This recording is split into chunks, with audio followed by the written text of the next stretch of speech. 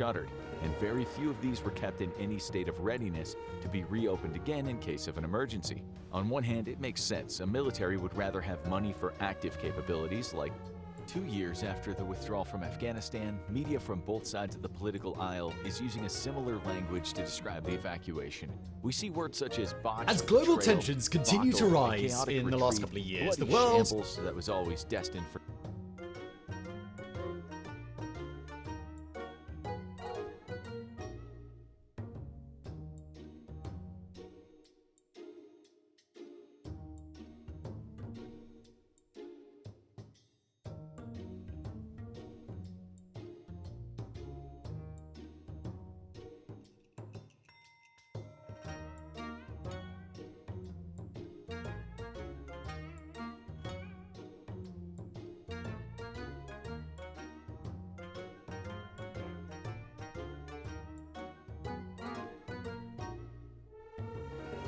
'Since the end of the Cold War, when the vast network of defense contractors were either driven out of business or consolidated into a handful of companies. Defense plants across the nation were shuttered.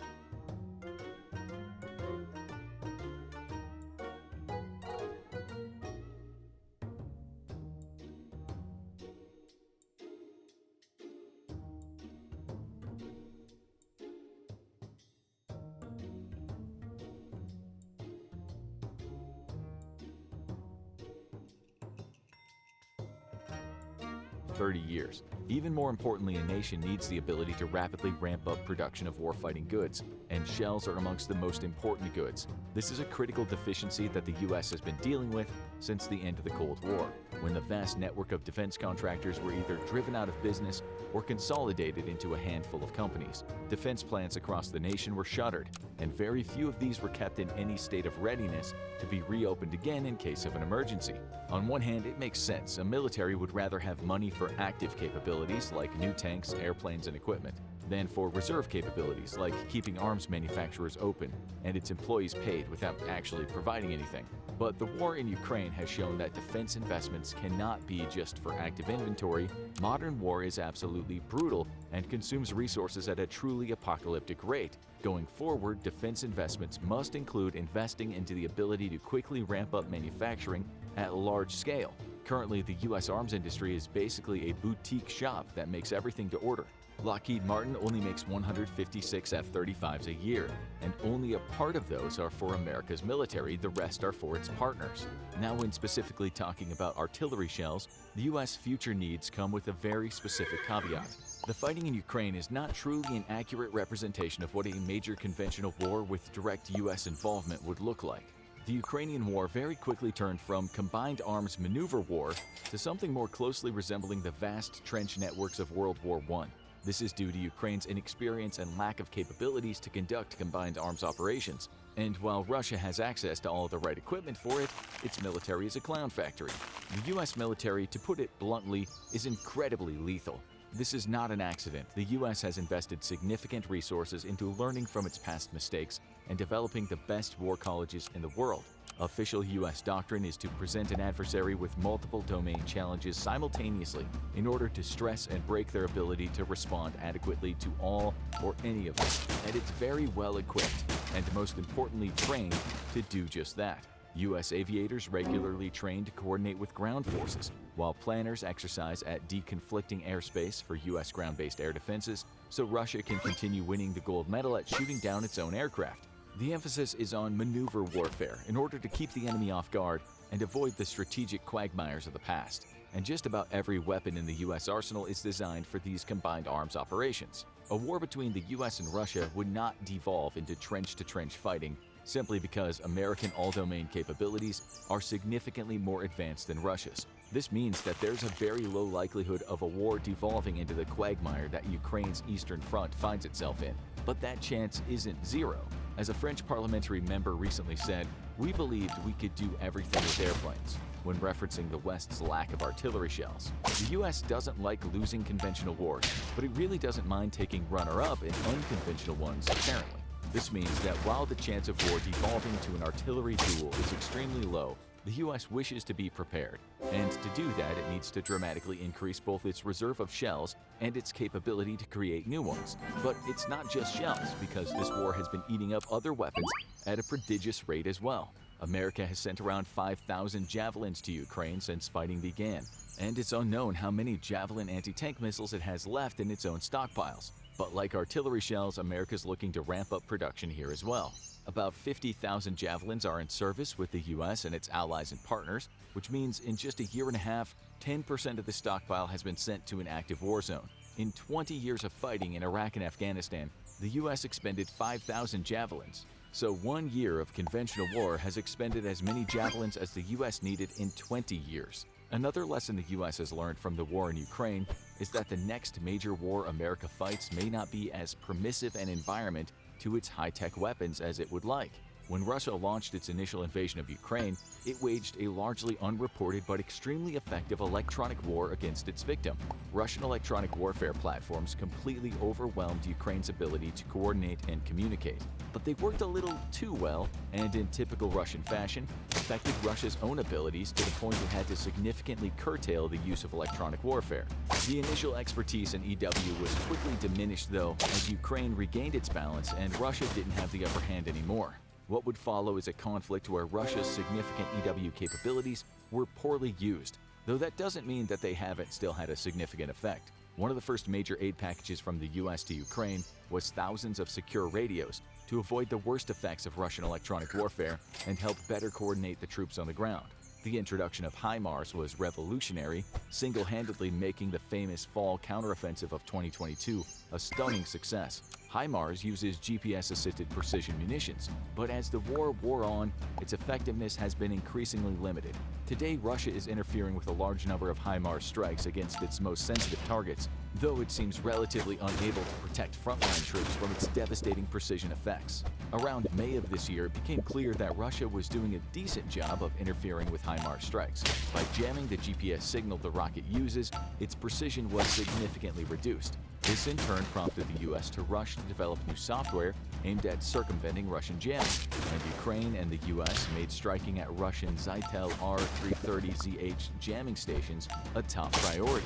These mobile jamming units, however, can be difficult to identify and quickly eliminate, though a leak from the Pentagon showed that U.S. officials were strongly pushing for Russian jamming units to become priority targets over pretty much anything else. Ukraine promptly deployed special forces behind enemy lines with the sole purpose of hunting these down and destroying them.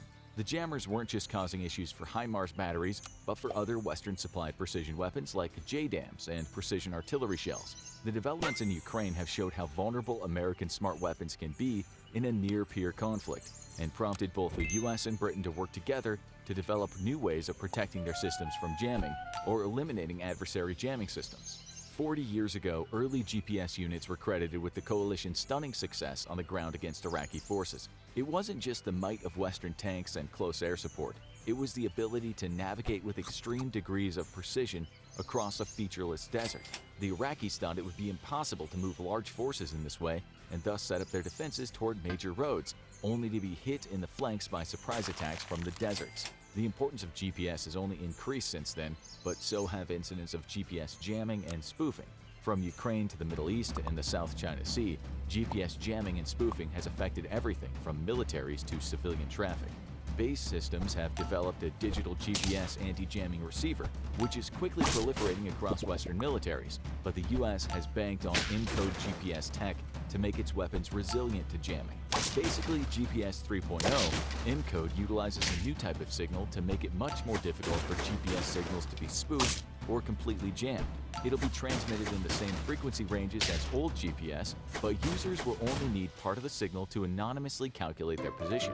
GPS 3 satellites will also be able to broadcast spot coverage and regional coverage, making it extremely difficult to disrupt an incoming signal.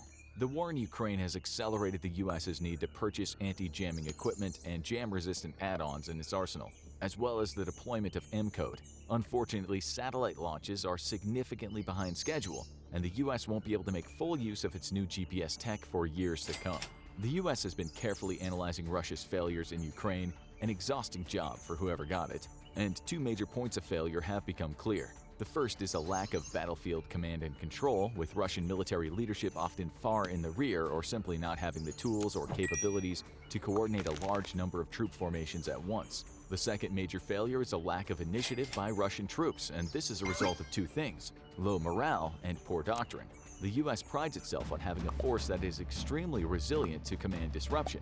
Junior leaders at every level are encouraged to act on their own initiative, creating a military that is highly resistant to the type of decapitation strikes Ukraine is delivering every other day. Russia, on the other hand, is the opposite, with its military entrenched in old Soviet doctrine of a heavy top-down command structure. Troops do as the higher command tells them to, and if higher command doesn't exist anymore because the general used his cell phone to call home and then Ukraine responded with a Storm Shadow strike, then they do nothing. It's never been clearer to the U.S. that it must maintain its competitive advantage by fostering the type of carpe diem attitude that's been its hallmark since World War I. Renewed focus on NCO and junior leader training attempts to insulate U.S. command chains from decapitation strikes. And with the proliferation of electronic warfare and radio jamming, U.S. units must be able to operate on their own while being out of contact for prolonged periods of time. This means more individual and junior leader training, and to counter the same morale problem that's plaguing the Russian military, the daily allotment of HOLLiiWOOds in the U.S. military has been increased threefold. The Ukrainian war has shown that U.S. combat vehicle design might be outdated as well, though, and it's been scrambling to correct that mistake. The greatest killer of tanks in Ukraine has been the anti-tank missile, with a combination of landmines and artillery being a close second. Tank-on-tank combat accounts for only a fraction of total tank kills, as the anti-tank guided missile has proven it is the king of killing tanks, especially if you have awful armor doctrine like Russia and don't properly support them with dismounted infantry. Most anti-tank missiles work by attacking the thin top armor of a tank, often penetrating the turret and delivering a shaped rod of molten metal which punches into the tank and does very unkind things to any crew in the way. The U.S. has taken note of the way Russian tanks have been savaged by ATGMs and now believes that it's time for some significant redesign of the legendary Abrams tank. It might look like America's taking a page from Russia's book, except it was the U.S. who originally pioneered the concept of a remotely controlled turret. This is what the Abrams might be bringing to the table in its next iteration, as it moves its vulnerable crew out of the turret and into an armored capsule at the front of the tank. All the way back in 1980, the U.S. experimented with the concept, but because the height of technology at the time was the Sony Walkman, it was deemed too immature a concept to risk bringing to the battlefields of Eastern Europe. Thus, the U.S. opted for traditional turrets on top of the Abrams. But that's changing as the U.S. looks at the use of a remote-controlled turret once more. This would make the crew safer even from an anti-tank missile, as it moves them out of the likely path of penetration. It also means the U.S. will have to adopt an autoloader, however, something that it hasn't wanted to do so far. But in the end, America might not have a choice, because even though the ATGM protective measures are becoming increasingly more advanced, the fact of the matter is that the Abrams tank is already too fat for its own good. Then studies from Ukraine show that to be survivable, the tank as it is going to have to put on even more pounds. Modern Abrams tanks are already too heavy for safe transport on many different types of vehicles, and far too heavy to safely cross most bridges. Adding more weight for more protective measures simply isn't an option, but the Abrams might have to take on the weight of additional countermeasures by adopting a remote-controlled turret. Such a turret could be made much smaller than a traditional turret and be less well-armored as there's no crew inside to protect. This would allow the tank to shed tons of pounds and come down to something a bit more manageable for U.S. logisticians. Tank manufacturer General Dynamics already revealed its Abrams X program back in March 2023, featuring a remote-controlled turret that could be the future of the legendary Abrams. Ukraine has delivered one final lesson to the U.S. military, and it's one with a significance so important that the U.S. has taken unprecedented action to immediately meet the challenge. It's estimated that Ukraine uses up to 10,000 drones a month. This includes drones lost to anti-drone weapons and jamming, as well as suicide drones used to deliver explosive love letters to the Russian Ministry of Defense in Moscow. On September 20th, Ukraine launched the largest drone attack in history, using over 100 drones to attack Russian defenses and facilities in Crimea. The attack was a stunning success, with the drones drawing the attention of Russian air defenses and forcing them to expend their missiles. The attritable swarm then continued onto its various targets and opened up the skies for Neptune missiles to strike at the Russian naval HQ. From attriting enemy air defenses to recon and spotting for artillery, drones are the it weapon of the war, and the US has realized just how critical these sometimes very small weapons are for fighting a modern conflict. Despite being completely overmatched in every category, Ukraine's advantage in drones has been one of its biggest saving graces, and it's used that overmatch to make life absolutely miserable for the Russians. Aircraft and radar systems worth hundreds of millions of dollars have been destroyed or severely damaged by $1,000 drones, and that's an economic exchange that no country can hope to win.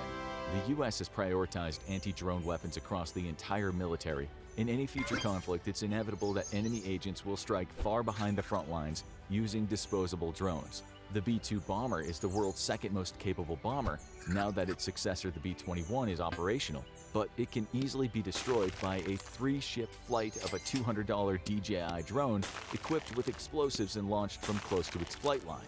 Everything from multi-million-dollar aircraft and systems to civilian infrastructure is vulnerable to drone attacks, and point drone defense weapons are a critical need for the American military. But traditional point defense weapons use expensive interceptors, and that's simply not an option. Again, swapping million-dollar Patriot missiles for $1,000 drones is a quick way to lose a war. Instead, the US is turning to directed energy weapons, and it's already fielding the most powerful battlefield lasers in the world with more to come.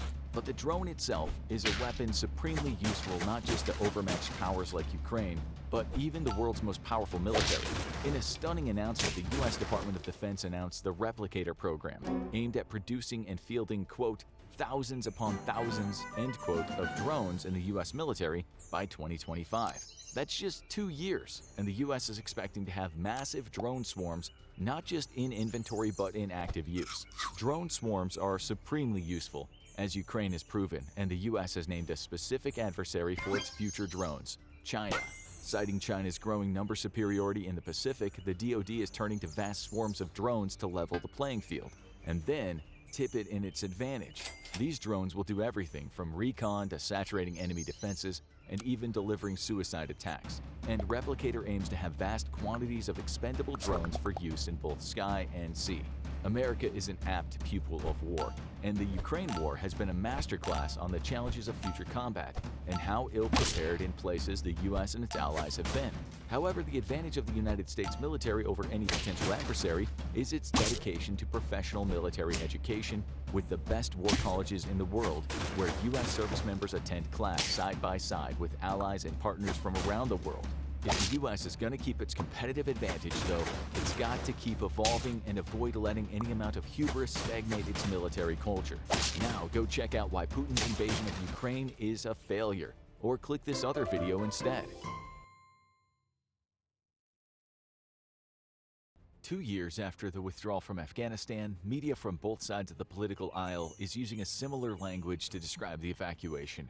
We see words such as botched, betrayal, debacle, a chaotic retreat, bloody shambles that was always destined for disaster, with scathing reports now shedding light on what the New Yorker called an uncomfortable truth. What's more, according to a Gallup poll, 50% of Americans think the war in Afghanistan was a giant mistake, that Afghanistan is no better off or is even worse after the US's 20-year presence there. 61% of Americans, according to an NPR PBS NewsHour Marist poll, did not approve of the handling of the withdrawal process. The Taliban overrunning everything and owning the whole country won't happen, we heard from the White House prior to the evacuation, which also said the withdrawal would be hasty and would be done responsibly, deliberately, and safely. President Joe Biden later talked to the extraordinary success of this mission, words he had to roll back later while facing a barrage of criticism. In 2023, one U.S. soldier who saw it all looked back and said the entire thing was a catastrophe. Like many other soldiers who risked their lives to get people out of Afghanistan, this man had seen bodies ripped apart in terrorist attacks, the body parts of victims tangled in razor wire. He'd seen his own fallen brothers and sisters in arms literally blown to pieces. He'd witnessed mobs of desperate Afghan citizens trying to escape the country heave and sway in killer crowds, adults suffocating in mad stampedes as they held their screaming infant children in their hands, children soon to become orphans. "I've never seen anything like it," said another U.S. soldier, a hardened veteran of war who, like many people, wondered how the military might of the USA could be chased out of a country by poorly armed, badly led men who looked more like farmers than trained combat fighters. Was it all worth it? Many have asked. As one U.S. commentator on the war stated, 2,500 American dead, 20,000 injured, $1 trillion or more expended, and for what? As you'll see later in this video, it was actually more like $2 trillion. The withdrawal from Afghanistan was the embodiment of chaos, where goodwill, bravery, savagery, and downright deadly mistakes snowballed into something unbelievably nightmarish. This is the full story. The early 1990s.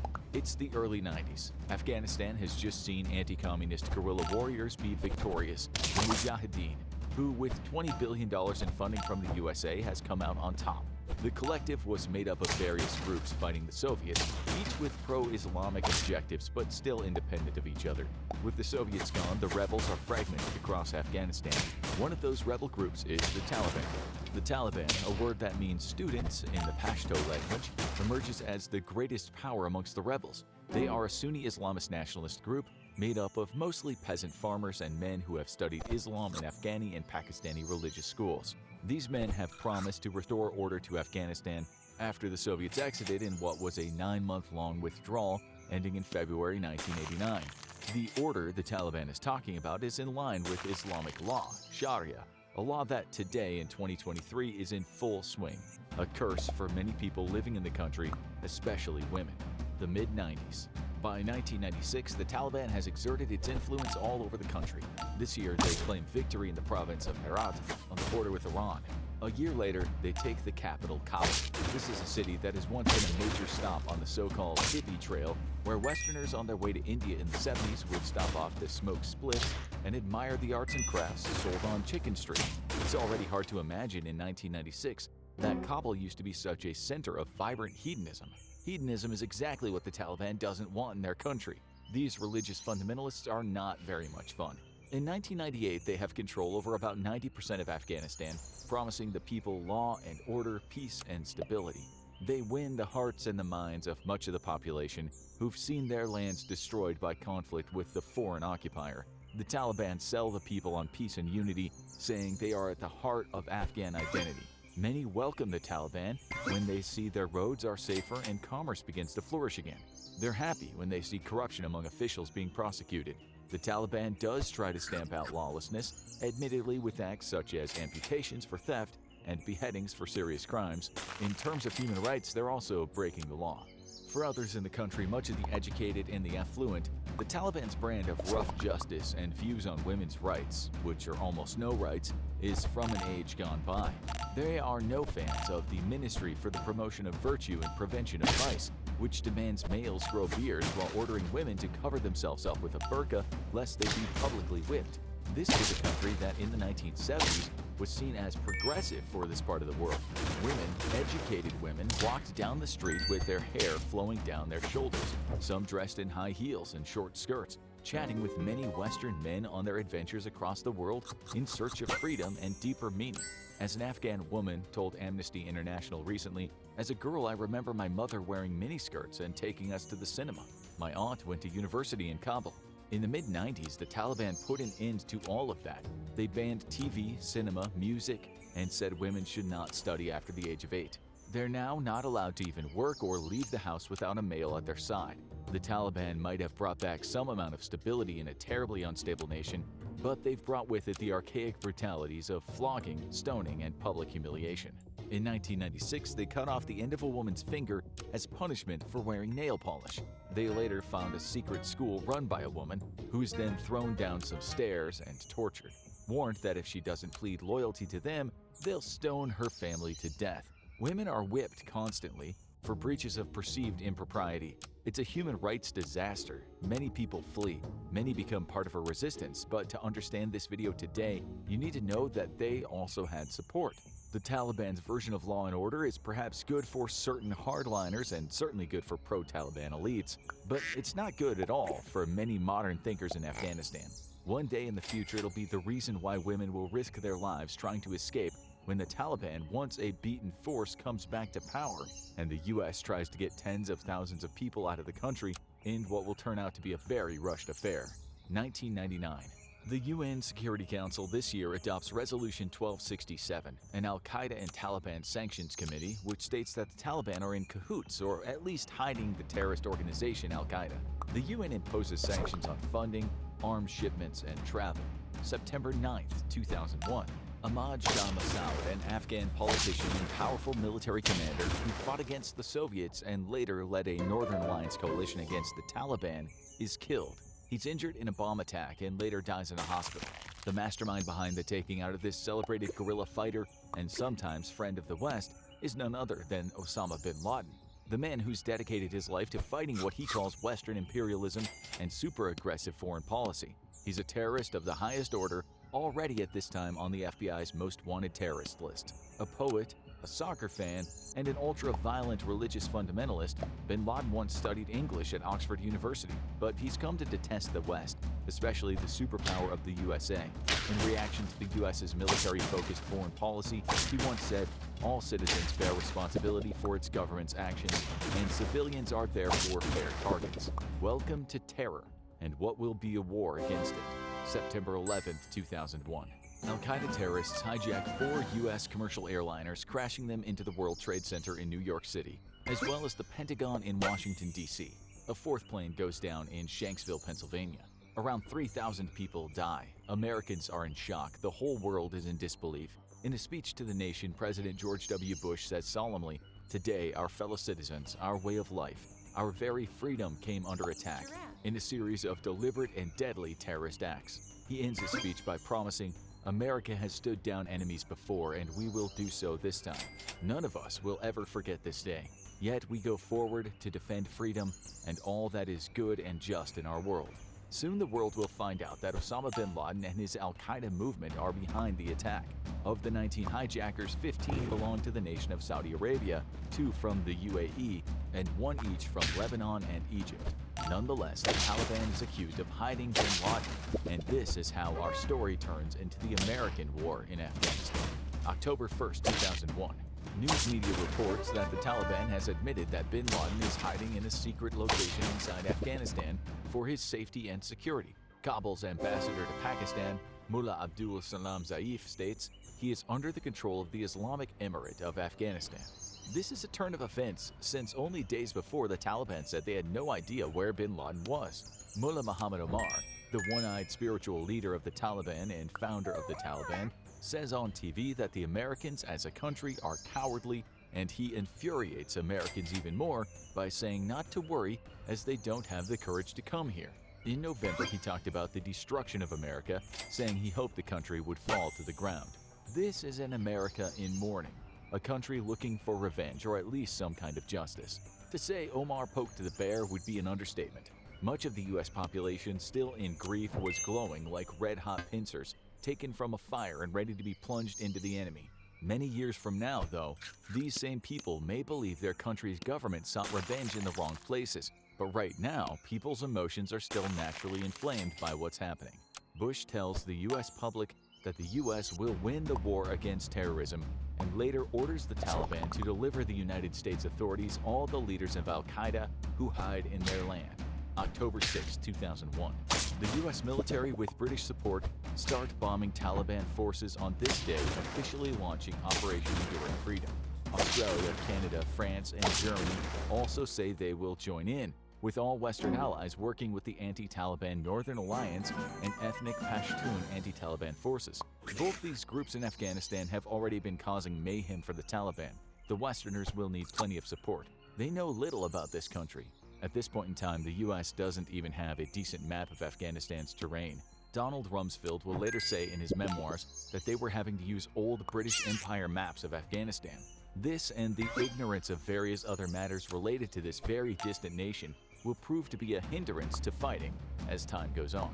As critics will later say, the war started as a righteous-sounding war, with Americans still mourning, their minds scarred by moving pictures of people jumping from smoldering tall buildings. At this point, the U.S. is seen by many as a crusader, carrying aloft the sword of justice, bringing it down on tyranny and defeating evil. But as time goes on, the war takes many complexities. People will start asking, what are we doing there? What do we want at the end of it? Is it worth all the money and the lives it's costing? Many Americans will want to withdraw, but as you'll see, withdrawal will be complicated. November 2001. The Taliban is roundly beaten by foreign and international forces. On November 14th, the UN Security Council passes Resolution 1378.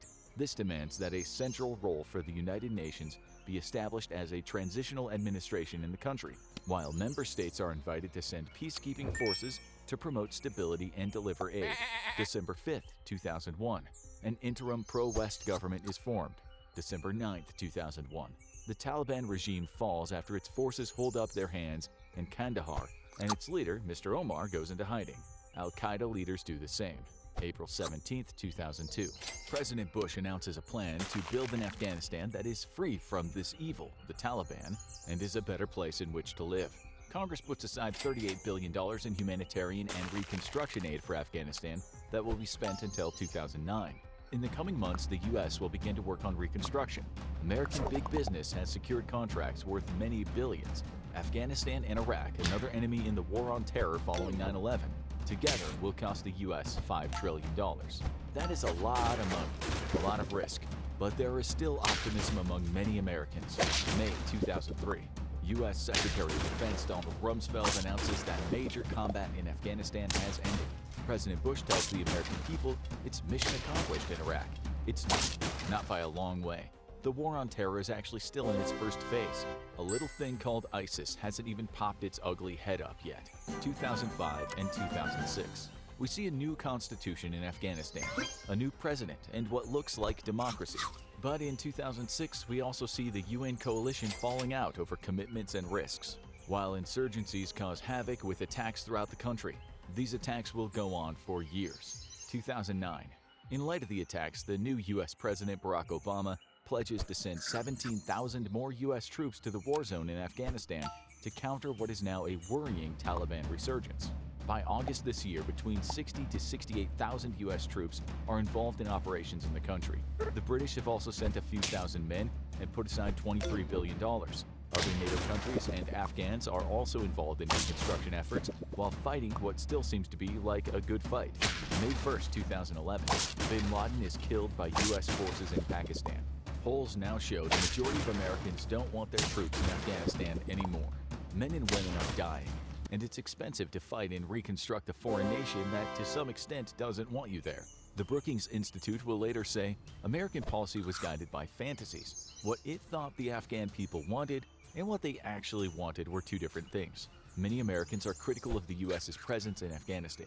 Later, the LA Times will write, "The only winner in Afghanistan was America's military-industrial complex." That's how many Americans already feel in 2011. But many others worry about what'll happen if the Americans leave. Will Afghanistan become a cauldron of U.S.-hating terrorists, where young men are schooled on how to murder en masse people they call infidels? This is one major reason why some people are reluctant to pull the troops out. They want to see a reconstructed Afghanistan a safer place where democracy flourishes. With the benefit of hindsight, a writer for Politico will say in 2021 what many people felt in 2011. Less money could have been spent, fewer lives could have been lost, but that America couldn't have done much more than muddle along for years in the face of a relentless enemy is the unsatisfying, sometimes frustrating coda to our longest war. This writer, Carter Malkassian, one-time senior advisor to General Joseph Dunford, chairman of the Joint Chiefs of Staff, was in Afghanistan back in the day, seeing with his own eyes how the local police and the average Afghan soldier were less interested in fighting than the Taliban forces were. He explained, more Afghans were willing to serve on behalf of the government than the Taliban, but more Afghans were willing to kill and be killed for the Taliban. That edge made the difference on the battlefield. He cited a 2012 Asia Foundation survey which he called the most respected survey of the Afghan people. The survey revealed that of those who sympathized with the Taliban, 77% said it was because the Taliban were Afghans, Muslims, and waging jihad. While many Afghans did not want to live under the strict autocracy of the Taliban, for many others it wasn't hard to convince them that the foreign occupiers were their true enemy. These occupiers, saying they'll rebuild the country, didn't even speak the language and never understood much about Afghan customs and beliefs. But Afghans who allied themselves with the U.S. felt that they'd be in danger if the U.S. left. The U.S. had a duty of care. The war seemed impossible to win and impossible to lose outright, but now it was hard to get out. The U.S. and its allies had dug a really big hole for themselves. A Pew Global Attitude survey said that the majority of people in 16 out of 22 countries wanted the military forces to be withdrawn as soon as possible. 2015. President Obama reduces the number of U.S. troops in Afghanistan to 10,000. This is down from 100,000 in 2011. This is good news for many Americans. In an earlier Gallup poll, 48% of Americans said they didn't even know why American soldiers were in Afghanistan in the first place. 2017. As the strength of the Taliban grows, the U.S. drops its most powerful non-nuclear bomb, the 20,000-pound, $170,000 GBU-43B massive ordnance air blast, at a cave complex where the Islamic State operatives are believed to be hiding out. The now President Donald Trump calls it very, very successful, but no casualty numbers are given. This mother of all bombs is so large that it has to be dropped from a cargo plane. The Afghan government is in the loop, according to the New York Times. Notably, Afghanistan's former president, Hamid Karzai, said this is not the war on terror, but the inhuman and most brutal misuse of our country as testing ground for new and dangerous weapons. It is upon us, Afghans, to stop the USA. You should know that this is a man that used to be a friend of the USA. At the same time, the U.S. military calls the war with the Taliban a stalemate. 2018. The U.S. launches airstrikes against opium labs in the country in an effort to reduce the Taliban's finances. The Trump administration cuts off billions of dollars of assistance to Pakistan after accusing the country of helping to hide Taliban operatives. 2019. Peace talks are on the table if the Taliban promises to ensure no terrorists thrive on their soil. In December, the New York Times writes, U.S. to withdraw about 7,000 troops from Afghanistan. 2020.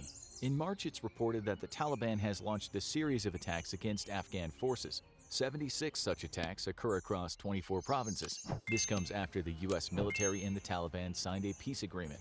Now the U.S. is concerned that they might be leaving the Afghan people to be slaughtered. If they leave, will the Taliban go on a rampage? The Taliban says no, but the attacks are hardly confidence-inspiring. Still, later in the year, the Taliban and the Afghan government meet in Qatar to discuss a willingness for peace while talking about a new framework for governing the nation. April 14, 2021. President Joe Biden announces that the U.S. will withdraw all troops by May 1st. Echoing Trump's previous statements about forever wars, Biden says it's time to end America's longest war. He says 3,500 troops in Afghanistan will retreat no matter what. It has to end, he says. NATO troops will also leave. Over the years, 1,144 non-U.S. NATO soldiers have been killed, mostly British at 457, Canadian 159, and French at 90. 66,000 to 69,095 Afghan security forces have lost their lives in the war, as have 52,893 Taliban, a couple thousand ISIS, and 2,400 Al-Qaeda. After spending what's said to be about $2.3 trillion, the U.S. is leaving, with 2,324 U.S. military personnel dead and 3,917 U.S. contractors dead. 46,319 Afghan civilians have also died in the conflict, and around 67,000 people have been killed in Pakistan in relation to the war. Amnesty International says both sides, Taliban and coalition forces, committed war crimes, including torture and massacres. With these numbers in mind, not to mention the hundreds of thousands of displaced people, the trauma of a nation, and the destruction of buildings and farmland, it's a hard pill to swallow for some to leave the Taliban back in power just as they were when all this started. Still, the White House will later say there were no signs that more time, more funds, or more Americans at risk in Afghanistan would have yielded a fundamentally different trajectory. It's game over. David has felled Goliath. Not with one stone, but with bloody perseverance, and the fact that they could always say they were the ones being occupied by a foreign invader. It was never going to be easy turning the people against who many perceived as their own kind. But this has left the American allies in Afghanistan, the many critics of the Taliban, the U.S. partners, in a very tenuous position. Biden's words on this day have sent shockwaves throughout Afghanistan. The Taliban doesn't exactly have a good track record where human rights are concerned. This, they think, is going to be the end of us. Many start scrambling to leave. May. The one thing the U.S. doesn't want now is a messy evacuation. The Americans send security alerts and make tens of thousands of direct phone calls to U.S. citizens in Afghanistan and also to U.S. partners. The White House talks about the possibility of a rapid deterioration of the security situation and the collapse of the Afghan government. High-risk scenarios are discussed, but no one expects what will happen. They don't see a house of cards collapse.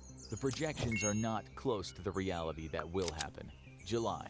As the Americans gradually pull out, the Taliban seizes control of Afghanistan piece by piece, district by district. This month, the U.S. intelligence community warns that the current Afghanistan government will be no more in 6 to 12 months. They're about to get a big surprise. August 14th. Now that the Taliban are in control of all border crossings in the country, Kabul airport is the only secure way out. There are about 3,000 U.S. troops at the airport, as well as 600 British troops. Their primary mission is to ensure the safe passage of embassy staff, nationals of their countries, and coalition forces out of Afghanistan. Diplomats have been told to destroy all documents in their offices, to even get rid of anything with logos and flags on them just in case the Taliban misuses them later. The destruction effort means that many of the documents and passports of Afghans who applied for visas to get out of the country are now gone. Panic already fills the streets as the Taliban surround Kabul.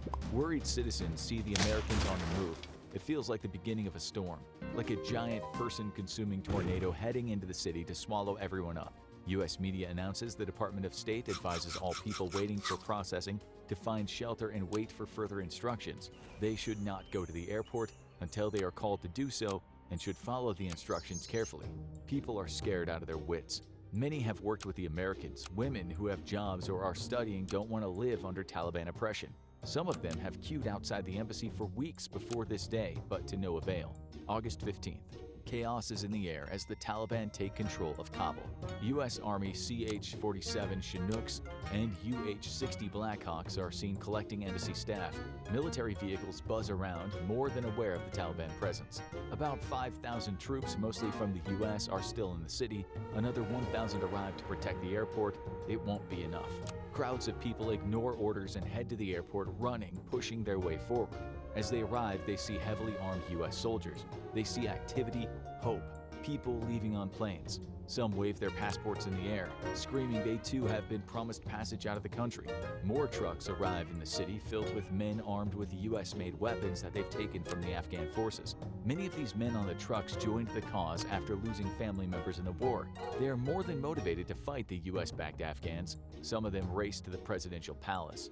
This is what victory feels like. They finally won, they think. The streets of Kabul are filled with people running in all directions. Cars honk amidst the occasional gunfire. Women are seen clawing their faces, crying, muttering.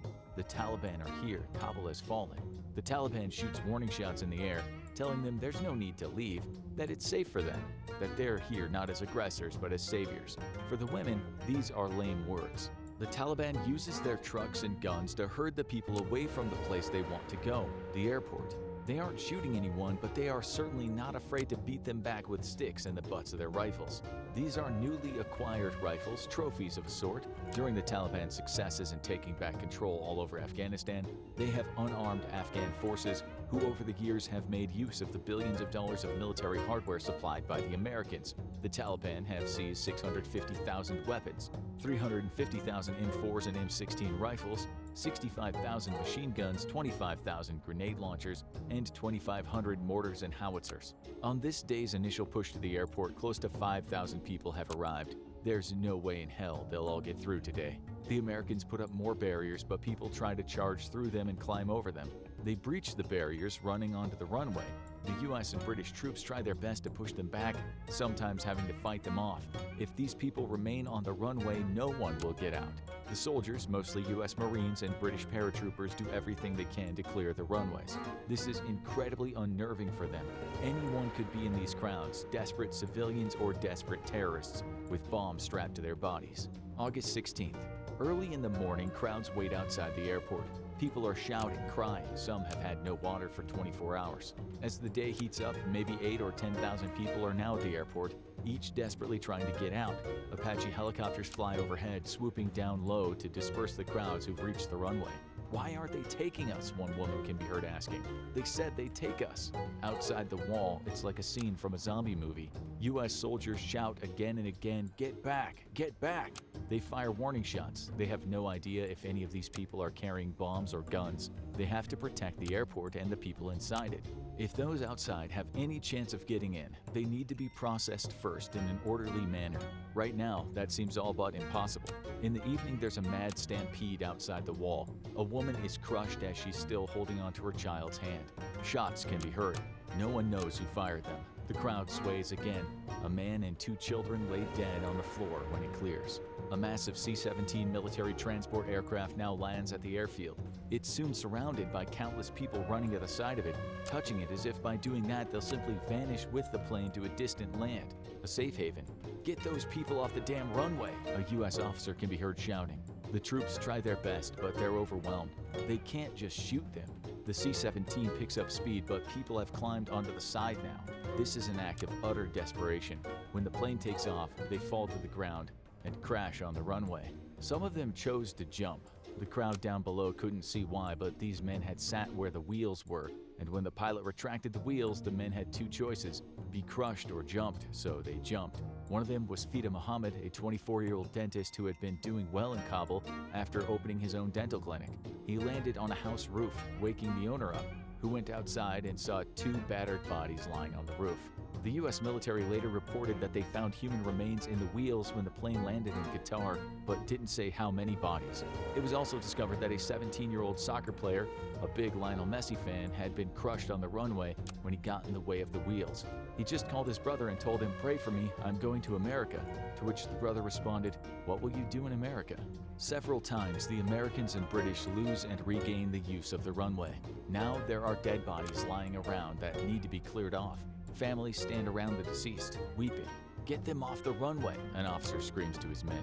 Some of these soldiers will need psychological counseling for what they'd just seen. British soldiers will also receive therapy after seeing something that later happens to their American military friends and Afghanistan civilians. For many, the withdrawal will be more traumatic than the war itself. There's only one thing they can do. The Americans ask Afghan special forces to clear the airport and the runway. The Afghan soldiers don't ask politely, they don't even push people around. They mow the civilians down in trucks, shooting some of them. It turns into a small massacre, dead bodies everywhere. A U.S. soldier later says in an interview, "But they cleared the runway." No one knows how many Afghan civilians have died already in the crush or on the runway, but the number that people back home hear from the media is almost certainly less than the reality. In a speech, President Biden says he made the right decision despite the chaos. However, he and everyone else did not expect Kabul to fall so quickly. He said, "The truth is, this did unfold more quickly than we had anticipated. So what's happened? Afghanistan's political leaders gave up and fled the country. The Afghan military collapsed, sometimes without trying to fight." He adds, "We gave them every chance to determine their own future. What we could not provide was the will to fight for that future." He says the withdrawal was always expected to be hard and messy, but no one really expected it to be this messy. And soon, hard and messy will feel like unsuitable adjectives. Things are going to get much worse than hard and messy. August 17th, the Taliban orders a press conference in an effort to persuade the thousands of people at the airport to stay in the country. Their spokesman says, "There's nothing to fear. Don't fear the country. The hatred is over. You don't need to escape." He adds, "His Excellency says those who stood against us will all be forgiven. Everyone is forgiven. Those at the airport can go home right now. Nothing will happen to them." A year later, in 2022, Amnesty International writes about life under the Taliban after the withdrawal. Peaceful protesters faced arbitrary arrests, torture, and enforced disappearance. The Taliban conducted extrajudicial executions, arbitrary arrests, torture, and unlawful detention of perceived opponents with impunity, creating an atmosphere of fear. Public executions and floggings were used as punishment for crimes such as murder, theft, illegitimate relationships, or violating social norms. They didn't go around massacring people in the streets after the U.S. left, but they hit any kind of criticism with a sledgehammer. At the press conference, they said women could work. Yet an Afghan female reporter that very day was denied entrance to the conference because she was a woman. The Afghan Minister for Women's Affairs later said she was told outright that if she did not leave the city within 3 days, she would be assassinated. At least now the Americans have the people back outside the barriers. They've fortified 3 gates, the North Gate, the East Gate, and the Abbey Gate. Masses of crowds push against all of them. Many are up to their waists in the filthy water of a sewage canal. Some are collapsing from exhaustion. An order is given.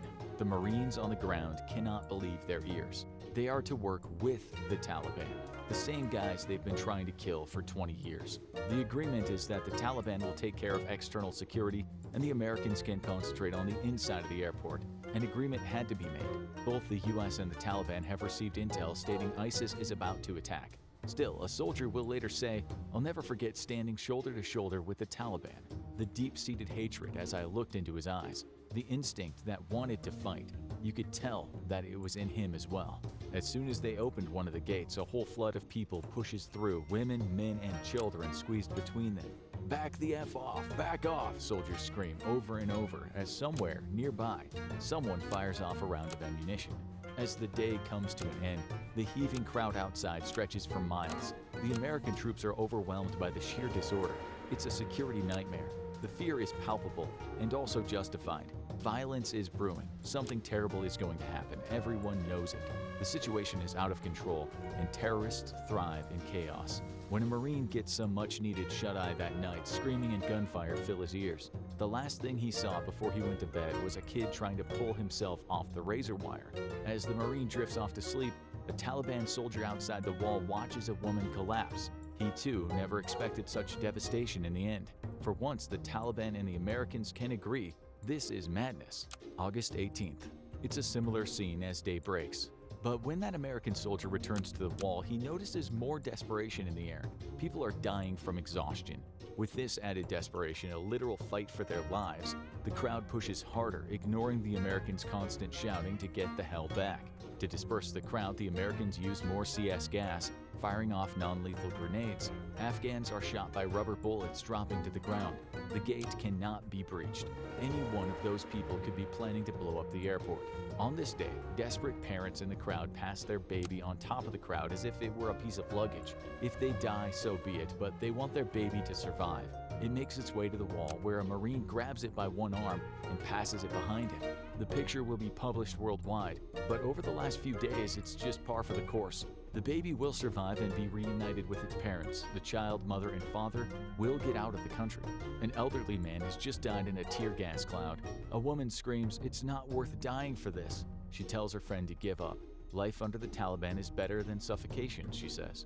Those with passports and white sheets of paper in their hands will not give up. The papers they are thrusting in the direction of the Marines are apparently letters from the U.S. Department of State. But of course, these have been copied hundreds of times, so there's certainly no ticket to America. Their names aren't even on them.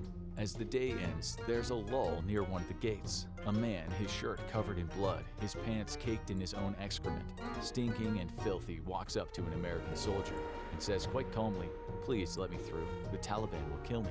Just following orders, the soldier pushes the man back and he lands in the sewage canal.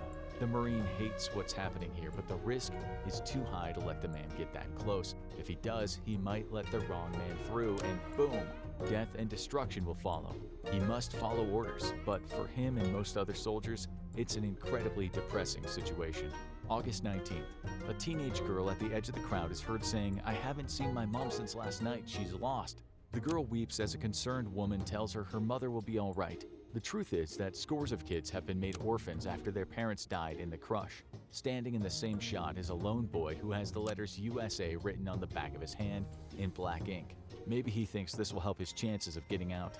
An Afghan man approaches British soldiers belonging to the parachute regiment. He's angry. He's sad. Why did she die? Why not hospital? Why is this happening to us? He's talking about his wife, who the soldiers just covered up after she collapsed and died from the heat and the crunch of the crowd. "What is going to happen to our children?" the man asks, weeping. "I'm sorry, but we did the best we could. We really did," says a British soldier. Another says, "My heart breaks for you, mate. Still, these soldiers have to keep pushing these people back. Anything could happen." August 20th. There is some order at last, despite tens of thousands of people around the airport now. More people pass through the gates for processing. The Department of State verifies their papers so these people can get through the terminal and fly out of the country. They clamber into the vast interior of a C-17. On takeoff, the entire plane is packed full. People strapped to the side, sitting on the floor. Some have one bag with them, their life's possessions. Others have nothing with which to start their new life in the USA or wherever else they'll be sent. August 21st. U.S. intel says one of the gates is currently being targeted by terrorists. A Marine asks another Marine, "Are they targeting us or are they targeting the crowd?" Threat reports are continually issued all day. The north and east gates are at the end of long roads where it's feared vehicles will be rigged up to IEDs. There's nothing the troops can do to stop a stampede later on this day. 7 Afghans die. One is a 2-year-old girl. Her mother, father, 3 sisters, grandparents, and cousin abandon all hope of getting out of the country and head back to the city. If there's good news, it's that a pregnant woman who'd been fortunate enough to get on a C-17 gives birth in the air. The mother and baby are reported to be doing fine when the plane lands. August 24th.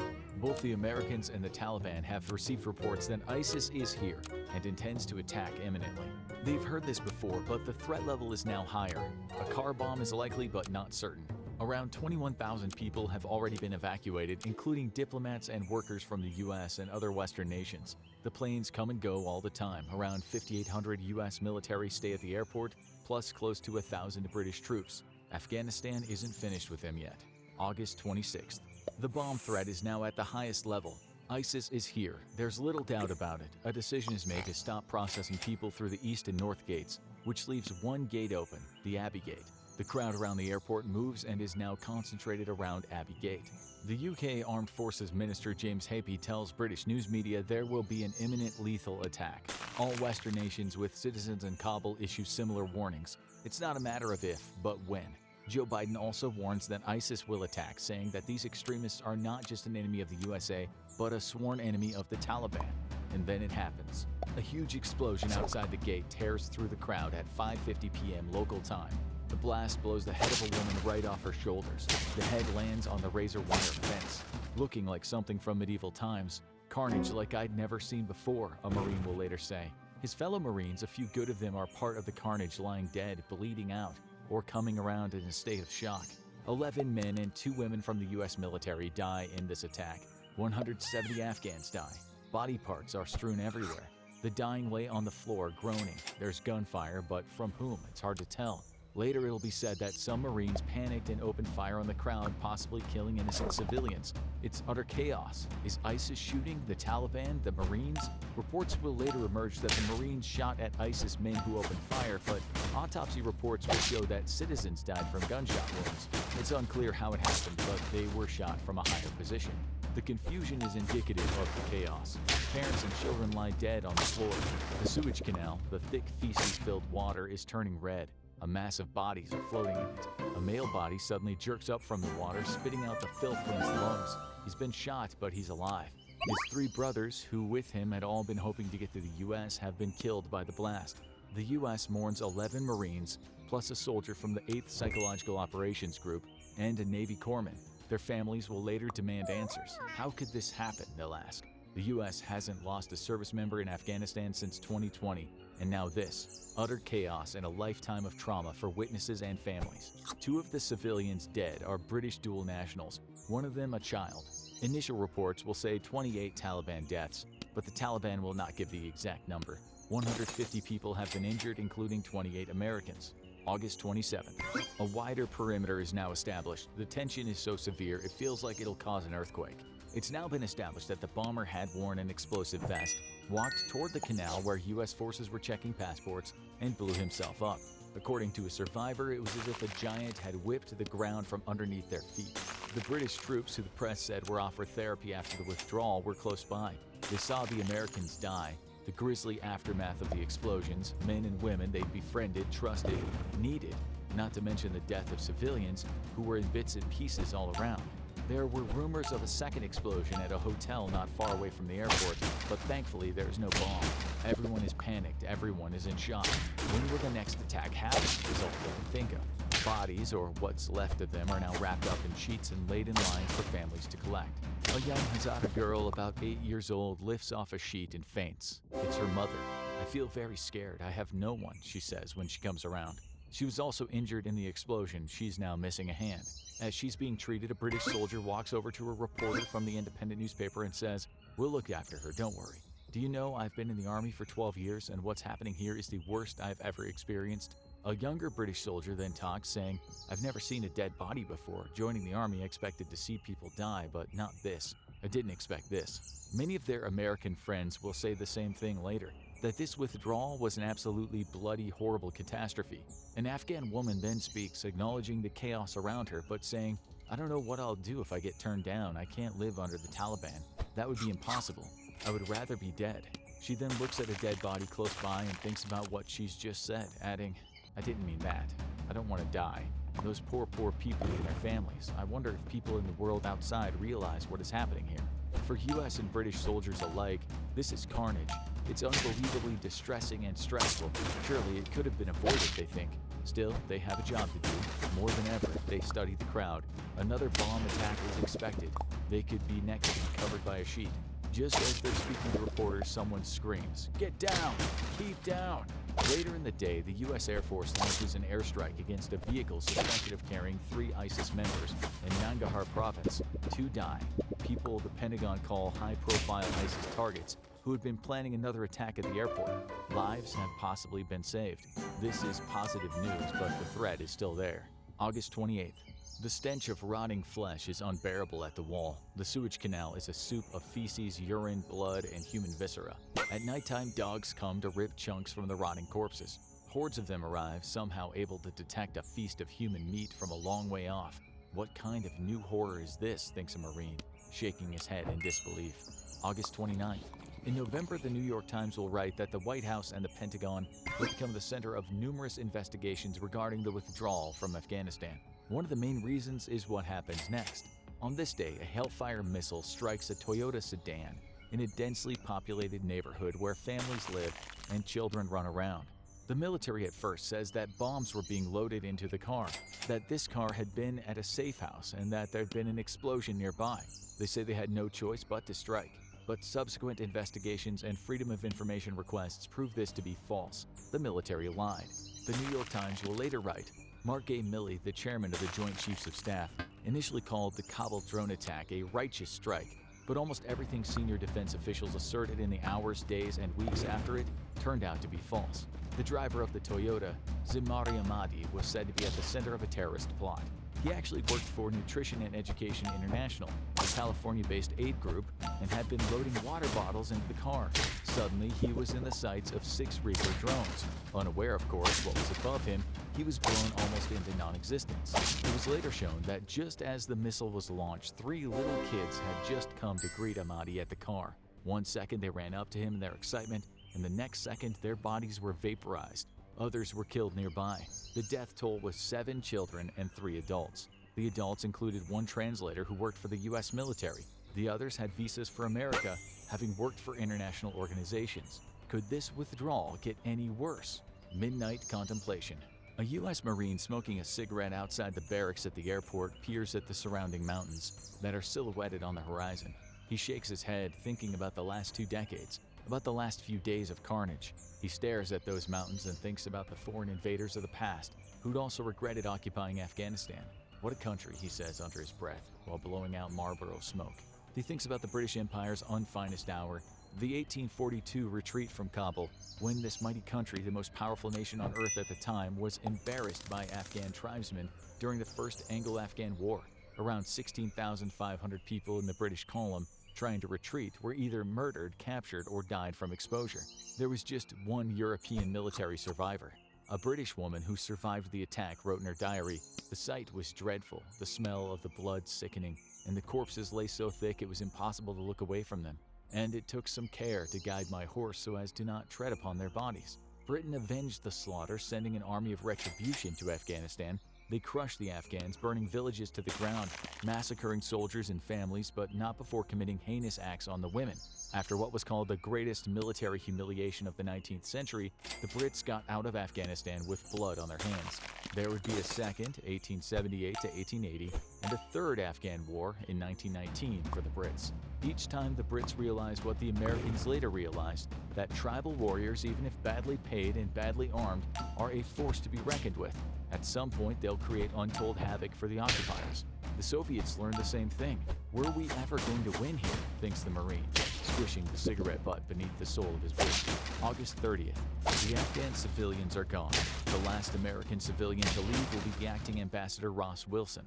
This is it, think the U.S. and the British soldiers at the end. They're finally going home. Aware that earlier in the day anti-missile defenses had to intercept ISIS rockets, they won't feel safe until they touch down on friendly soil. They've smashed everything in sight. They've ripped bed sheets apart, taken hatchets to shelves. They've wrecked every last table, smashed windows, eviscerated car engines and machinery. Right before the final plane leaves, they blow up artillery, rocket defenses, and mortar systems that they've been using to protect the airport. The rest of the aircraft are rendered unusable, barely even salvageable. In total, the Americans, and to a much lesser extent the British, have left hundreds of billions worth of equipment behind. The Taliban at least will get nothing usable from the airport. The last soldier to go is Major General Chris Donahue, the commanding general of the 82nd Airborne Division. His C-17 departs at 11:59 p.m. local time, August 31st. This is where it ends, the 20 years of pain. This protracted toothache of Afghanistan is now over. The Americans shout to the Taliban victoriously are gone. They rush to the airport taking selfies with bashed-up American trucks and celebratory group photos. Some of them laugh in surprise when they behold the destruction. In a video, a soldier can be heard saying, "They didn't leave a single thing undamaged. What a mess." A Taliban fighter will later say in an interview, "They spent 20 years using their modern equipment to destroy us, kill us, oppress us. This was the end." President Biden appears on TV telling the people the war in Afghanistan is now over. He talks about the extraordinary success of the mission. For many American observers, this is far from the truth. The only success was that it was over. Despite the carnage, 124,000 people were evacuated in the Kabul airlift, the largest airlift in U.S. history. Most of the refugees have been resettled in the U.S., but around 20,000 went to the U.K. and thousands to Canada, fewer to Australia and New Zealand. That's a success, at least. General Mark Milley will later call the withdrawal a logistical success but a strategic failure. Afghanistan itself, the country after the withdrawal, was not a success. The economy after the Taliban came back to power plummeted. The UN warned that without help, Afghanistan would become home to massive humanitarian crises. Yet, with the Taliban in control, countries were wary about throwing money that way. The US, fearing that Afghanistan under the Taliban might still pose a terrorist threat, froze the country's central bank assets at $9.1 billion, which is still not available. In short, as a nation on the whole, post-war Afghanistan was ducked. It's ducked even with donations, of which about $2 billion is from the US, the biggest of the donors. For the citizenry, it's been difficult under the Taliban, and life has been made worse because so many of the best educated citizens left. 97% of the people now live in poverty. Women's rights and rights of expression are almost non-existent. Extremist rule is ruthless, especially for women. China, the country aiming to have more political and economic global influence than the U.S., says it's planning to invest billions in infrastructure in Afghanistan. And the Taliban just inked an oil drilling deal with the communists. Still, as Western pundits are asking, will China, like the Soviets, the British, and the U.S., lose mountains of money trying to buy stability and influence in this tempestuous region? It's a gamble that might backfire. Now, you need to watch what actually went wrong in Afghanistan, or have a look at what caused the Soviet Union to invade Afghanistan.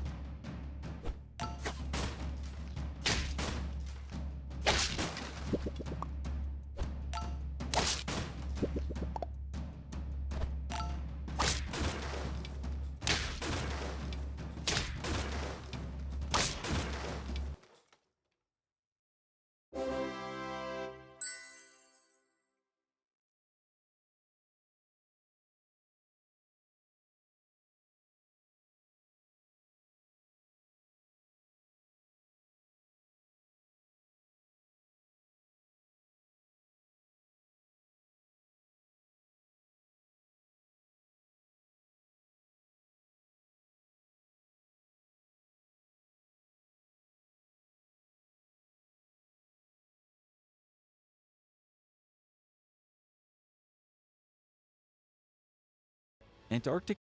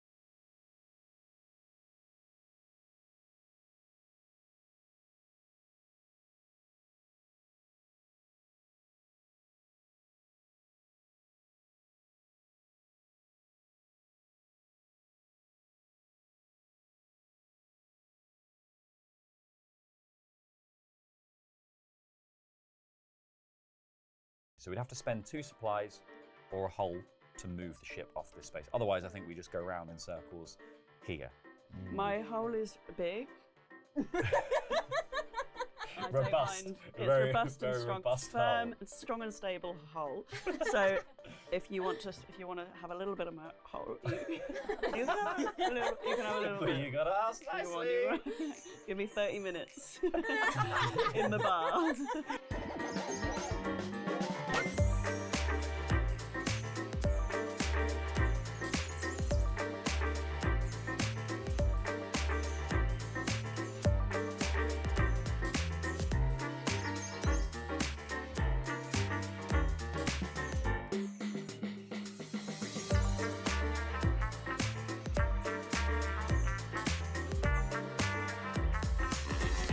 Hello, I'm Laurie from No Rolls Barred, and welcome to Board Game Club, where the first rule of Board Game Club is every week we gather a group of our friends here in the NRB studio to show you just how much fun board gaming can be. And this week we are playing Forgotten Waters, designed by Mr. Bistro, J. Arthur Ellis and Isaac Vega, and published by Plaid Hat Games. Now, Forgotten Waters casts players as the crew of a pirate ship sailing the 7 seas, represented by this little board, and journeying to various deserted islands, pirate towns, and boarding all manner of other vessels, all of which are found in this location book. Did I mention yet there was a brand new TTRPG challenge for Chaotic Neutral? No, I didn't. Well, I have done now. So check that out in the description down below for an exclusive episode of us playing Fiasco. Back to Forgotten Waters. It's split into scenarios which you can play through and you can save over multiple sessions. You'll unlock new story for your characters and upgrade their skills. We'll be doing some of the starting one for the purposes of this video, and it all runs off this app. Players will be taking on the role of one of this motley crew of bumbling buccaneers, and they'll take one of these sheets, which give them some sort of character fluff thanks to a series of Mad Lib style prompts on the inside, and tracks their skills at the bottom here, which in turn unlocks spots on this constellation, which is essentially how you're going to level up and eventually win the game. Every player will also have a role on the ship. There's the ship scribe, who writes down important information in the ship's log. You've got the quartermaster, who keeps track of everyone's infamy, which dictates the turn order, and the first mate, who keeps track of the crew and their discontent. Should these two markers ever meet, it's game over because your crew has mutinied. The bosun keeps track of the ship's hull. If this tracker ever reaches 0, game over, your ship has sunk. You've got the Cooper, who keeps track of supplies, which you can use to keep the crew happy. You can also use it to do other things during the game. You've got the Gunner, who mans the cannons, loading and unloading them, ideally into other vessels. And the Lookout, who monitors threats and the current objectives. You basically divvy them out, one to each player, with some players doubling up on roles. Now, the actual moment-to-moment gameplay is very, very simple. Players will basically be traveling through these different tiles of the ocean. They'll then be putting the number written on the tile, 953, into the app. They'll then get a bit of piratey flavor like, oh no, everyone has scurvy, or something much better than that. And then players will flip to the relevant page in the location book, and this is where the round rules come into play. Because during a round, players resolve 3 phases. You have the planning phase, the action phase, and the end of the round phase. Now, during the planning phase, players have a limited amount of time to decide what they are going to do at their location in infamy order, which is, again, tracked here by your quartermaster. The player at the top goes first, and then you work your way down. All they got to do is they take their standee and they plonk it on one of these spaces in the book. Green spaces can have multiple pirates do them in a round. Blue spaces, only one pirate can do in a round. And red spaces, one pirate must do in a round.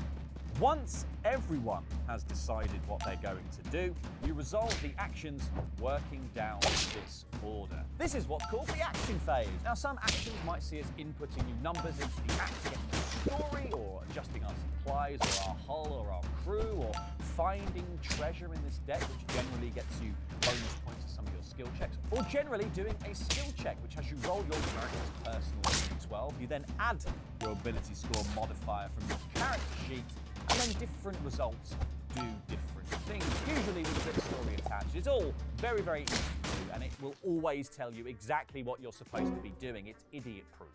And then finally, for the end of the round phase, you read the section that is printed at the bottom of the location book, which might see you gear up for another round of combat. Decide whether you want to set off from the island you're visiting, or decide if you want to sail into unknown waters. Pretty dangerous. At which point you probably plug some more numbers into the app, and then you flip to a new page in the book, and then you do it all again. It's that damn simple. You win if you manage to complete the scenario by following the story all the way through, and you lose if your ship sinks, or your crew mutinies, or if we reach the final threat event on this tracker, or in some specific scenarios, you instantly lose if you do something bad, like meet this ship over here in this scenario. You don't want to meet that ship. So who is going to be a Jolly Roger, and who is going to be a sad Roger? Scurvy. Find out as we play Forgotten Waters. Joining me for this episode of Board Game Club, I'm joined by Lorna. Hi. I'm joined by Dom. Thank you for committing, Lorna. Hi. Committing to the bit. I'm joined by Blair. Yar. And Ellen from Adventure is here. We are playing Forgotten Waters. Hi. I'm polite. A polite pirate. Excuse me, do you mind if we board your vessel? See? Good day. We're playing Forgotten Waters, which is a little bit of a role-playing game, but it's also a game where we're going to be exploring this map and trying to find our way to this island. It's a campaign game, but we're playing the opening scenario. We'll be doing different jobs on the ship. Some of us are the first mate, some of us are the quartermaster who's in charge of everyone's infamy. Blair, you are the... Cooper, who's in charge of all the food. Dom is the gunner, who took all the guns. Bang, bang. Because we were confident. Lorna, you are the boatswain. Bosun. The bosun. The bosun. I look after the hull, which is what I thought you said when you offered it up, but you said hull. That's why you was snapped like, out as green. Oh, yes, please. Look after the hull. Let's go around and find out who we're playing. I'm starting with Lorna. So my name is Cigarettes, because I'm a naughty pirate. This is my backstory. The rest o' the crew might think me mad, but I know what I saw. It was early in the morning, and I was alone on the deck when I heard what I thought was the cry of a horse coming from the sea. I went to the railing, and there I saw it, the most beautiful creature I'd ever seen. Skin glistening with a silver blue shine, and each eye was bigger than an orange, and as beautiful as the stars. I knew right away this was one o' the mermaids. It seemed to be caught in a fishing net.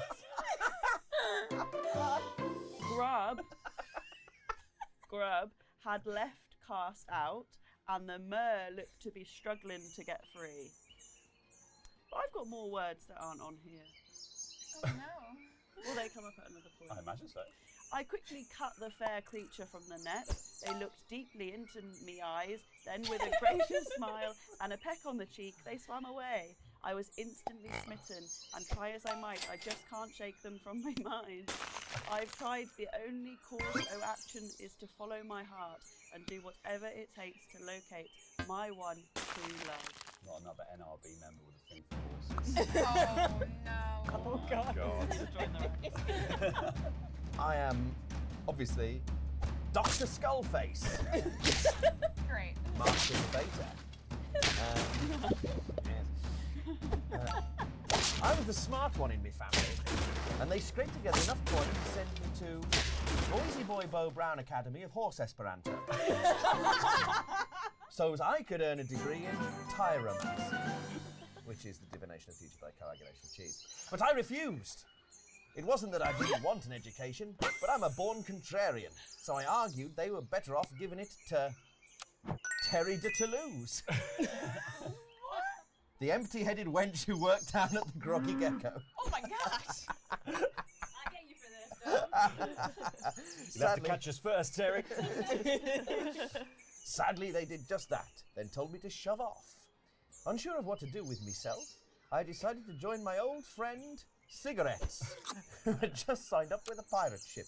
Life aboard the ship was difficult at first, as following orders wasn't exactly my strong suit. But after a couple stints in the brig, being lashed to the mast and the most unpleasant keel hauling, I learned to hold a quarrelsome tongue. Indeed, I eventually became a well-respected member of the crew. And cigarettes and I left for better paying jobs aboard a new ship. Controlling my thirst for debate ain't easy. And when I do get the chance to let it out, I tend to go a little too far. Cigarette says it's because I'm a natural ass. Wink. Me, made entirely of bones. But I like to think somewhere in the world there's a job for someone good at arguing like I am. Very nice. I am playing as Rear Admiral Cheeks. Exploring the world has always been my passion. In my youth, I was a travel agent and volunteered for every exploratory edition I could find. After a time, I found myself aboard the ship of Captain Marshall Tugboat, the fearless royal explorer who became my mentor. I learned much on his vessel as we travelled the seas, but eventually, luck ran out and our vessel was sunk by a giant albatross. Oh no. The captain perished and it was time to find a new vessel to sign up with. When I heard a pirate captain was going to sail past the ocean's edge, I realised the world was about to become an even more interesting place, and pirates might very well hold the key to the thrills of exploration. Now I find myself on a pirate ship and am forced to confront the fact that I hate pirates. I hate their unwashed bodies, their complete disregard for the king's tongue, not to mention their ridiculous obsession with shiny Charizard Pokemon cards. Their very presence soils what should be a transformative journey of self-discovery. Take Grub, for example. Who could stand to be around this lout for even 5 minutes? God-damned pirates.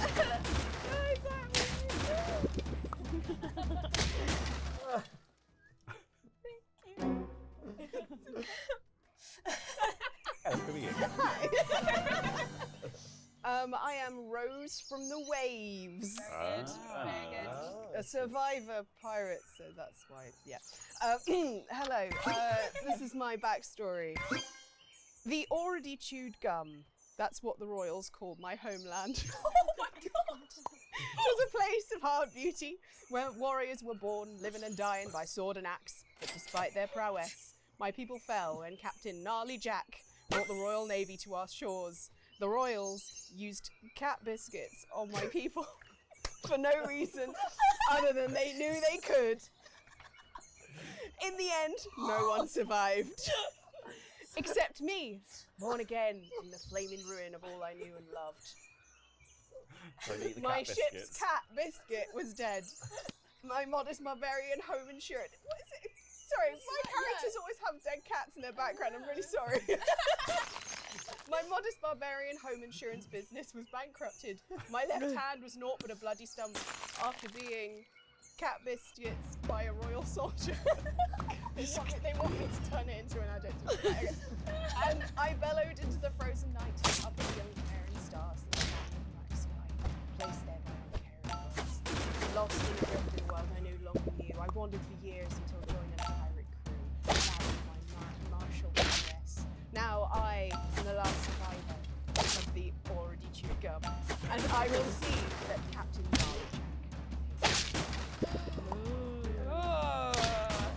All right. Time to find out what's going on with this guy. Monkey Island, it's ridiculous. I'm Grub. I'm the culinary pirate. So I don't know what's going on over here. I thought you liked my food. I make you nice food, don't I? No. Oh. Haven't seen a vegetable in weeks. It's because they've all gone off. I was known throughout the lands as one of the greatest chefs to ever grace a kitchen. Wealthy nobles from around the world would pay for my passage to their courts in order to bless their palates with my talents.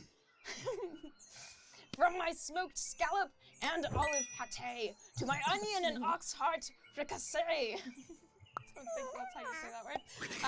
And even my giant squid and cream sorbet. My dishes were the talk of the town. Sadly, on my last trip to a distant land, we were beset by pirates. They flew the flag of the dreaded cat, and they quickly put me in chains and declared that I was the new ship's cook. I tried everything I could to escape. I tried to pick the lock on my chains. I routinely undercooked dishes of roasted seagull to try and poison the crew. Eventually, I proved to be too much of a trouble and they dumped me with a rival ship. Life aboard other ship. Life aboard the other ship has actually been pretty good. I'm not changed. The captain is kind, and the crew is surprisingly polite and jovial. So polite. But their cook is a drooling half-wit. I wonder if I can set fire to the ship and escape the next time we're out. Yeah, I know. Yeah. Okay, so this scenario is called Beyond the Ocean's Edge. We have an app to track it, which will tell us bits of story as we go. But this is the introductory bit of story. Long ago, people spoke of a land called Sunset, a place full of honourable merfolk, powerful witches, towering monsters, and legendary pirates. A world that stretched so far and wide that not even the royal monks could claim dominion over it. But as the years passed and the world twisted, the legend of Sunset faded, and most forgot about its wonder. Most, except Captain Jesbert J. Vance. He never for a moment questioned that Sunset was real and spent his life searching for it. Now an old man, he has decided to set off on one last adventure to find the fabled waters of Sunset, and has convinced you to join him. The quest begins in search of the fabled clearing stone. Captain Vance is convinced it is the key to getting into Sunset. You've struck some luck in acquiring a map that should lead you to the stone, but none of you can understand it in its entirety. Because of this, you sail to Precipice Island, where an old friend of the captain may be able to decipher the map. The quest seems easy enough, but Captain Vance's previous adventures have made him some enemies, most notable of which is the royal Monk family, who have hired the notorious Captain Razor to hunt you down. Oh dear. We begin the first round on page 19, which is this port, which is, where is this place? Portland, that's where I'm from. Portland. Precipice Island. Oregonia. Portland.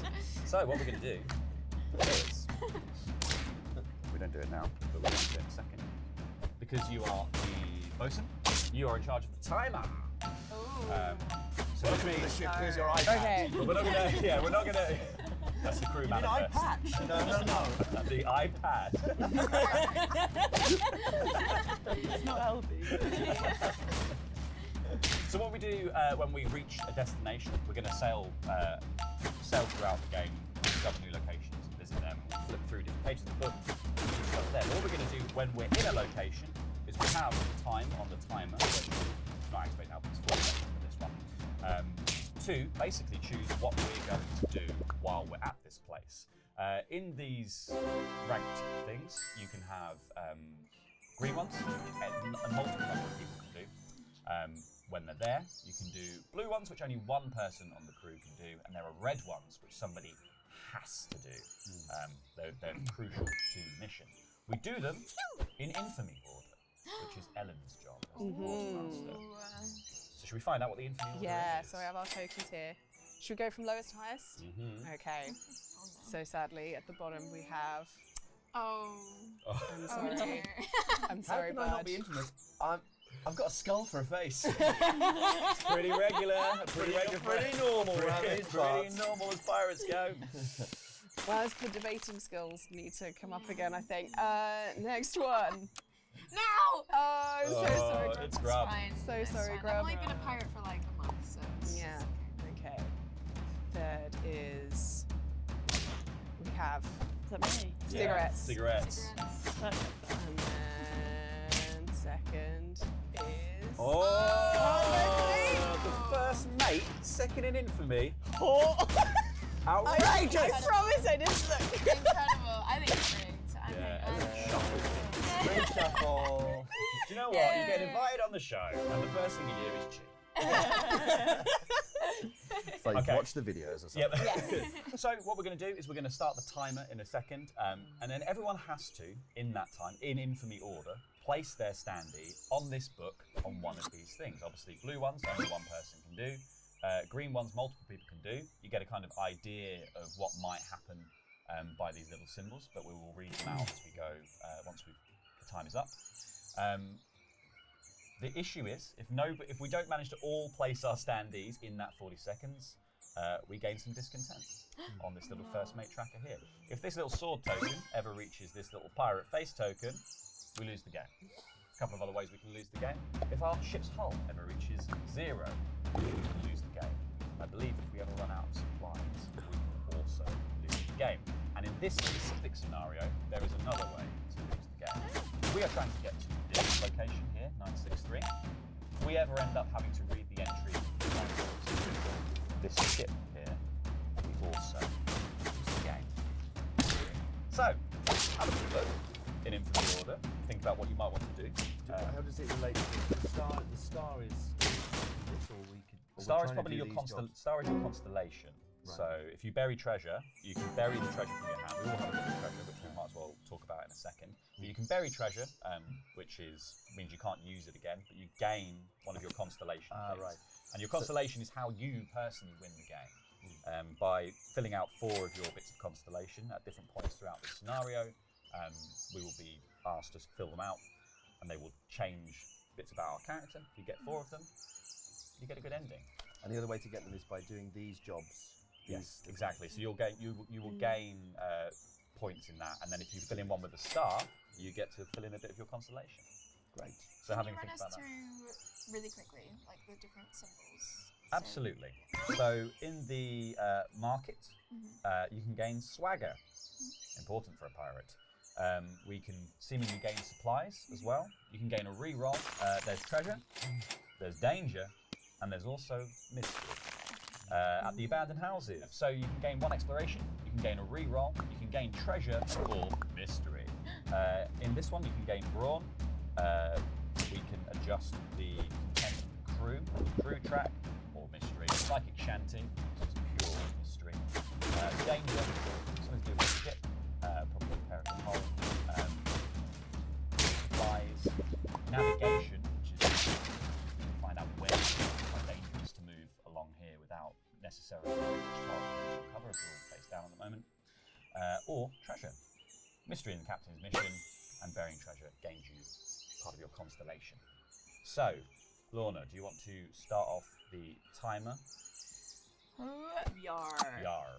Ellen first. Okay, I'm gonna go for the tipsy tortoise because I'm quite high on the brawn. Very so good. I'm I'm the first mate. I'm going to do the captain's mission. Now it's Lorna. Can I do the mystery shanty thing? Is that a terrible idea? So you can totally do the psychic Go for shanty. it. You can find out That's what. me. Yeah, it's I'm gonna Blair. go here. And I'm going to abandoned houses. Great, we've done it. Done. Why is that so stressful? This doesn't give you much time. We've now all chosen what we're going to be doing at port, starting with Dr. Skullface. Dr. Skullface. Skullface, that's so We cool. went to the abandoned houses, which means you get to gain 1 in exploration. You get to fill in a notch on that. Which gives me a star. Does that mean it goes straight on Yeah, my that means you can fill in your constellation. Oh my goodness. On your constellation, you can only fill in next to where you already have a filling space or into the star in the centre. Well, if I go this way, it's 4 each time around. This way. More prizes. So then what you do is you're going to perform an exploration check, which means you're going to roll this die. Here we go. Let's have a look at these abandoned houses. See what the real estate is like. 12. 12. On a 12, Treasure. you get +2 treasures. 2! Gimme, Holy gimme. cow! So 1, 2. With that said, we might as well go around and say what treasures we all have, because we all do have treasures. We all got given 1 at the beginning of the game. Lorna, why don't you start? I've got a fake beard. And it says discard all of your misfortune Oh, that's good. tokens and gain a reroll. Great. So these are reroll. Oh, that's it. You gain a reroll token. Which are these, which you can use to reroll your die. Obviously, misfortune token is basically the same as having disadvantage in the you roll the dice twice. You have to roll the dice twice next time you do as you get. You have to take the lowest result. So you gained 2 treasures. What have you got, though? So I started with a loudmouth parrot, Right. which I call Sullivan. When you gain 1 or more infamy, you gain an additional infamy. The loudmouth parrot cannot be buried. And then it gives me +1 swagger, We've been +1. trying to bury something for years. And it just won't stick. +1 swagger, +1 hunting. I imagine him as like a Iago. Is that when you trade? You keep that forever. So when you've got that equipped, you get +1 to those stats. You don't get to fill it in. You get to keep it. It's basically like an additional modifier. Oh, if it ever gets checked. Yes, exactly. Right, with you. Great. Okay, so there's that. The Loudmouth Parrot. I've just gained exquisite charts with 62% fewer blood smears. That's +1 swagger, +1 exploration, +1 navigation. And I've got waterproof boots. Ugly but functional, just like you. +1.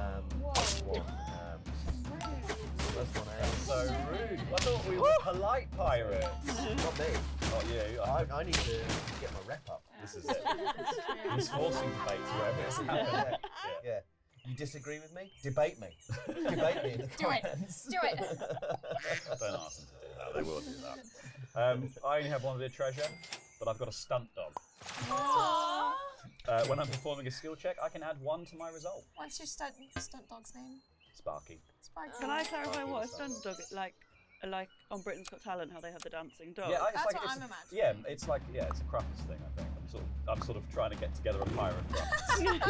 Starting I with would Sparky. watch the shit out of that. It's really hard to watch because the ships are moving the whole time. Yeah, it doesn't make good TV. What treasure have you got, Ellen? I've got a love letter. Oh my God, cigarettes is so jealous. When burying this card, crew goes down by -1 and -10 by -1.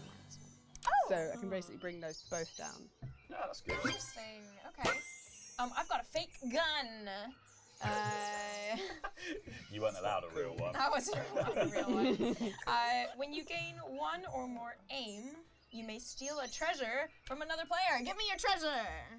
Not now, but What? at some point.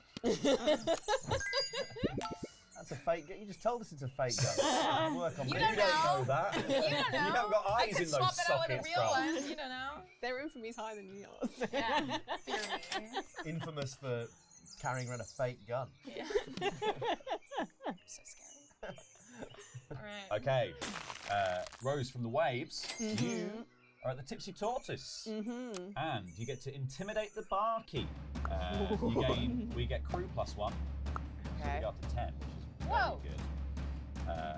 And +1 brawn. Great. And then you're going to perform a brawn check. Brawn check.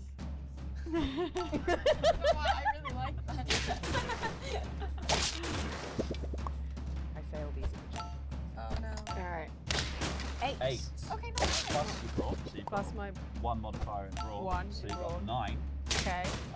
which is going to give you... Ooh. May I have the iPad, please? Oh. Yar. Yars. Thank you. Good job. Hey.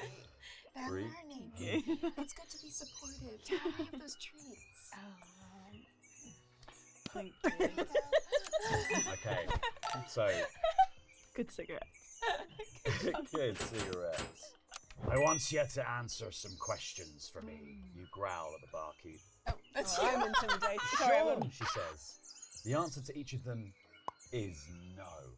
Now watch your mouth, you snap. Watch your own, she growls. And with that, the two of you lock in a passionate embrace. A half hour later, you stumble out of the Tipsy Tortoise and head back to the ship. Did you learn anything? A peer asks when you return. I got no answers, you admit. Just a new fiancé and the need for a bar. Oh my. 30 Oh minutes. God. You're So- on this It's bit. like 10 goes. You gain a reroll. And we are going to lock action 3 because she's tired. Oh my God. Cigarettes, how do you feel that someone's much luckier in love than you? Oh. I've got a love You've letter. just I've been- just got a fiance. My whole There you are, identity. pining for this seahorse. Incredible. Hey, good job. Well, okay, so you are at the Psychic Shanty. You get to roll a die. Thank you. Well, that's cheap. Why isn't it rolling? I don't like that one. There we go. 3. Three. Three. A Deserving noble three. 3. Oh, good. We need the iPad again. Yeah. Got me one, boss. Do you want to read that? Sure. I see you choking to death on a tuna sandwich, says the psychic. I'd say you've got about... Oh my luck. I wish I was dead. As he looks into the coagulating cheese. I'd say you've got about 10 minutes. I was going to eat my lunch soon, you gasp. Then I suggest you visit the establishment across the street. They do not serve tuna sandwiches, just good food at reasonable prices. You believe her, and so you march right out of Honest Maddie's psychic hut and straight into Honest Maddie's old-timey kitchen. Do I not get to embrace the psychic? No. Not even 30 seconds. Reroll +1, lock action 4. Okay, so you get one of these, which you can use to re-roll your dice. Thank you. And we're going to lock action 4. Okay. Done. So, Cool. there we go. Okay, Hello. Grub, Yes. you're working the ship. You get to choose 2 of the following. You can either repair the hull, which is going to add +1 to the hull. You can scare off pesky seagulls to gain 1 supply and give yourself 3 infamy. Oh. Infamy is God. the skull tracker, Holy shit. by the way. Am I scaring off some seagulls? Yeah, I know. These must be terrifying Grub. seagulls. They're not going to forget your name. He doesn't have chips. Well, you can chart a course, which is going to scout 2 spaces, which gives us and gives you navigation +1, so that might be very useful. Probably that. And you can rummage through others' belongings. You can choose a player who didn't choose to work the ship this round and steal a treasure of your choice from that player. Ooh. Don't come for me, please. No, I won't. Don't worry. Okay, well, I definitely want to scout. Okay. So that gives me 1 on navigation. If you want a navigation, and you get to draw the top 2 tiles of this deck. Oh boy. And you place them. You can place them basically next to any uncovered one. Yeah. So probably. Let's start with the ship. We're trying to head this way, so and we're trying to stay away from this ship. Look at that. We've got some smooth sailing ahead of us, boys. Oh dear. Oh, that's bad. Maybe I'll put this You put this behind us, yeah. behind us. Should I put it? Yeah, we can go into it. Cool. Where's our hole at now? Is it good to do that? The hole is on 5. You know what? Let's do the hole because I think it's good to have that up higher. I'm gonna be a good the pirate. hole. Yeah. Up the Team player. hole. Blair's Whereas being I'm good just a pirate. player. Yeah. Yeah. Blair's a good pirate, but also does have a Also- card that allows her to steal at any point. So, you know, it was much of a muchness, really. Yeah. Exactly. Yeah. Cool. That's me. Okay, and finally, captain's mission. We fill in the next captain's mission box on the ship's log, and then we read the entry. Okay. What number is it? This one? Yes. 048. 048. Mark that off, please. Gathered around a fire, you and some of the crew listen to the captain read from one of his books. All witches have a tell, he says. Despite their ability to shapeshift, each form they may take will still carry the blackened spot upon the back of them. Beware the mark, for it means a witch in hype. A witch in her true form is an alluring and hideous sight. Pale violet skin, eyes that gleam like starlight, and the captain's voice trails off as Big Henry begins to shuffle, tears rolling down his cheek. What is it, Big Henry? Vance sighs. I think I'm a witch, Captain. The large man bawls, pointing at a mole on his neck. Big Henry, you're not a witch, groans Captain Vance. Now all you listen to me, I ain't reading this for fun. You'll understand soon enough that this stuff could save your lives one day. Everyone grows silent and listens as the old man picks up where he left off. They have the skill of your choice. Oh. Yeah. Did you hear it when she said old man? A good exploration or navigation.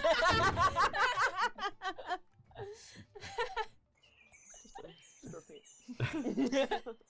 So that's the end of the round. Everyone, please take back your standees. Which one are you? This one. Yeah. And then at the round's end, we are going to read entry number 808. Threat +1. Uh-oh. So we're going to add 1 threat. No. Ah. If the threat ever reaches 2, you fill anything on there, and you read the thing that happens. Starting with the player with the highest infamy and proceeding clockwise, each player with 1 or more constellation event tokens must resolve their constellation events Then the highest infamy player must choose one of the following. Nobody has any constellation event tokens, so the highest infamy player, Helen, gets to choose. We can stay on the island, do some more stuff and lose some crew, or we can leave. What do people feel like? I mean, we know that there's a safe one to go to. Yeah. So I think we're good. Yeah. We could afford to lose crew and do a bit more and do a bit more stuff, because there's a bunch of stuff here that would allow us to hit that. Working the ship's always good because we can get the hull up and we can we can increase our supply. Our supplies are Supplies at are 10. fine. Yeah, and we are at max crew currently, so we could lose one and we Yeah. go down to where we were Yeah, before that's fine. Ellen went to the tipsy tortoise. Oh. Although we might not be playing. Yeah. Yeah, let's get out of there. Let's head out. We're leaving. Head out. See you later. Dumb. Yeah, you know. You can have too much of a good You were like, I'll call you. Yeah. All right. The highest infantry player moves the ship one space. Take us to the storm. So we're going 0, 0, 2. The flag on the merchant ship bears the royal crest with a large bumblebee emblazoned on it. The bumblebee delivery service. Every pickins me hearties, laughs the captain. Place your bets now on what they're hauling. Is it dry goods, chest o' coins, or maybe beautiful barrels of rum? Remove navigation token 002 from the game. Flip a loaded cannon to its unloaded side. If you cannot, hull -1. Set dial A to 5. Turn to page 53. Whoa. Okay. What was the first thing? Let's go again. We should have said more. Remove navigation token 002 from the game. Oh no. Yeah. Oh no. Flip a loaded cannon to its unloaded side. Yeah, do that. we can do We that. can do that, so we don't lose a thing. That's great. Set dial A to 5. I cannot do it, Captain. God. Set dial A. Believe in yourself. That's what the next one. Believe in yourself. It just says. I'll try. Put a funny hat on. Turn to page 53. 53. Jesus. Oh. The boarded ship. God. At the bottom, it's got a little exclamation mark. It says, "Cornered crew is a dangerous crew. You've got to take out their crew before they do the same to us." A bit too many crews in there. Yeah, that's a lot of But, crews. but I like it. It accrued too many Eh. crews. Okay. Okay, so we are ready to. We're going to have to choose here again. We're going to have to fight these people. Our options are: we can parlay, we can fight the enemy crew, we can loot treasure, we can recruit crew, or we can loot cannons.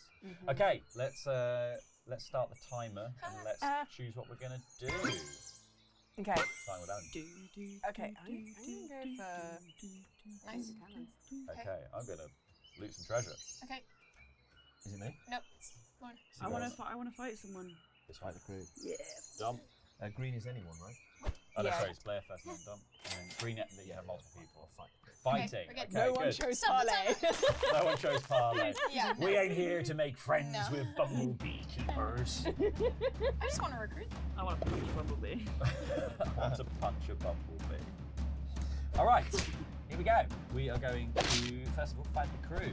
We do this in infamy order, so we're starting with Lorna. Lovely game, Brawn +1. Yeah. And I got a little star. Right. Yeah, so you Yeah. can fill in the constellation.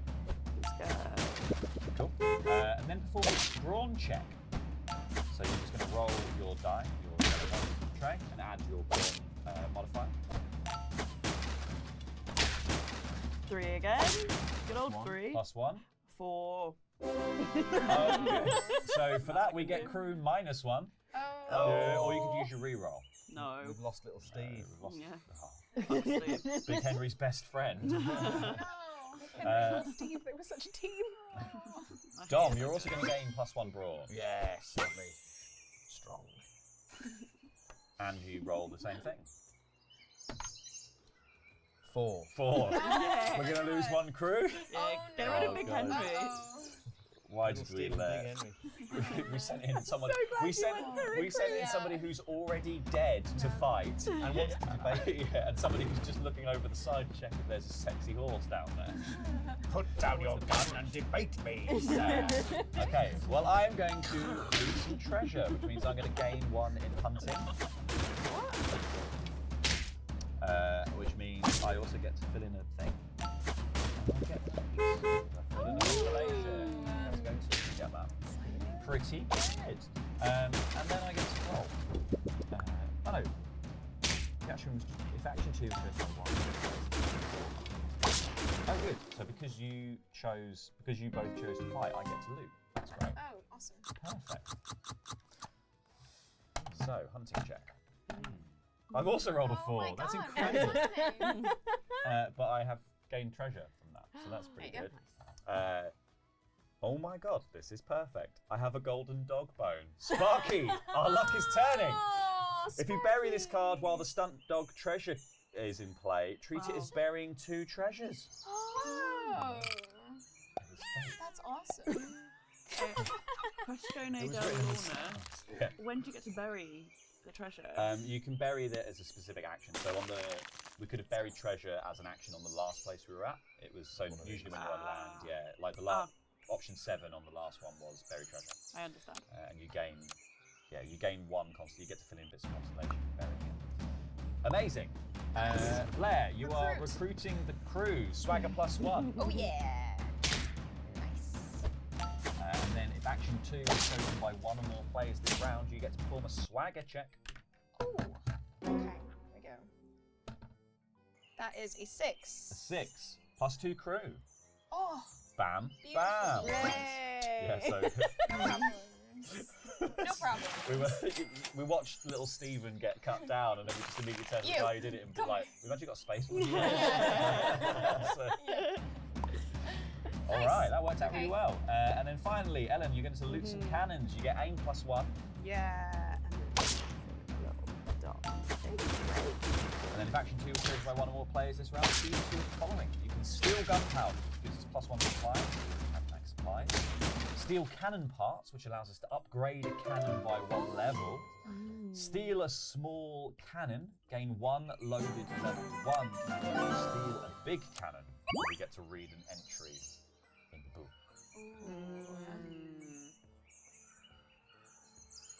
I think maybe the small loaded cannon. I think it was the third option. Third option. Yeah. I think that one. So yeah, give ourselves more cannons and one that's ready loaded. Tom. So you can gain 1 loaded cannon. Loaded. Nice. And then you've got 1 other thing that you can do. Should we steal the big cannon? Yeah. Steal the big cannon. Steal Get the our big hands on that big cannon. cannon. Right, please. We're gonna steal the big cannon. Yeah. All right. So we read entry 509. 509. 509, cannon crying. Okay. Big time. Keep going. You whistle appreciatively at the firepower the other ship is packing.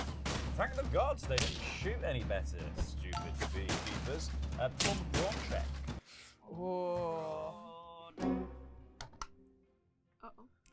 It's a 4. Okay. Well, we click a button here that says 1 to 10, and we find out what happens. Can't be good. You fail to steal the cannon. Oh, we didn't get the big one. Sad. We are done. Sad day. Okay, so what we're going to do now is this is the end of the round, so we're going to put in this entry number, 825. Who's got the highest brawn? I have +1. I have +1. I have +1. Ooh, who has the highest infamy? I think Ellen has the highest infamy, so we will read to Ellen. Blair, you can read this. Oh boy. Oh, sweet mother! Cries a horrified crew member of the other ship. They've killed little Gertie! You look down at the burly woman you just ran through with your sword.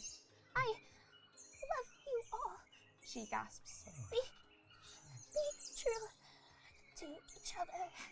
She gives one last wheezy gasp before her eyes gloss over. Monster!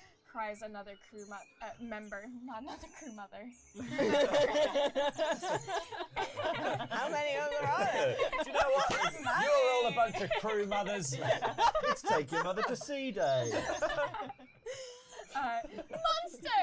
Cries another crew member, and holding a fist in the air, he begins to chant, Lil Gertie! Lil Gertie! Others of his crew join in and begin to feel awkward, Awkward. As pirates. Oh, this is cringe. standing there with your sword stuck in the woman and all. You pull it free, but the ensuing mess you make only incites the crowd further. Mock my words, you beast! Spits a woman with patches over both eyes. We will not soon forget this vile deed. She was the best to us. She helped me change me life around. Helped all of us. Oh, there shall be a response. Blood for blood. Revenge for little Gertie. Revenge! And all her crew, including one or two confused members of your own crew, take up the chant. Oh shit. Little Gertie. I love Little Gertie. Infamy +3. Wow. Well, And you get a reroll. get a reroll Oh. for slaying That's not a Gertie. reroll. They Oh, no, should have sorry, it's not a debated reroll. me. I could have used You my would have reroll. bored I've her got to a death. reroll. Okay. I need We to continue. utilise these. Crew mothers. Okay. BYO. What's the value of dial A? 5. Oh, that's good, because we are going to reduce the hull, crew, and/or supplies by a total of 5. That's why we want to kill their crew and then members. the highest infamy player moves the ship 1 space. We're on 6 for the whole. We've got so many supplies. We Okay. can go down probably like 2 on supplies and be Yep. absolutely I think we could fine. lose 1 crew as well, because we're at max crew. Way too many crew. That's 3. So we do 3, that, so and 1, 2 on that. 2, 3. Yep. I don't really want to go down any. Should I go 1 more on Don't want to go down supplies? any at all. I'll go down 1 more crew, and you go 4, down 1 5. more supplies. Should I go And down that is 1? fine. No, No, you're that's fine. fine. I think Really? yeah, because I think the ship, we like, Yeah, that's that's more dangerous. pressing. Yeah. Yeah. We gained crew. We managed to recruit, so we're fine. Yeah. Okay. Well, Ellen, you get to move the ship. Which means you're Okay. going to draw from this part. Okay. Place it where you would like, and we're going to sail into that space. Okay.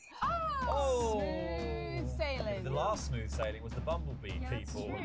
They fucked us up. Oh, let's see. 027. 27.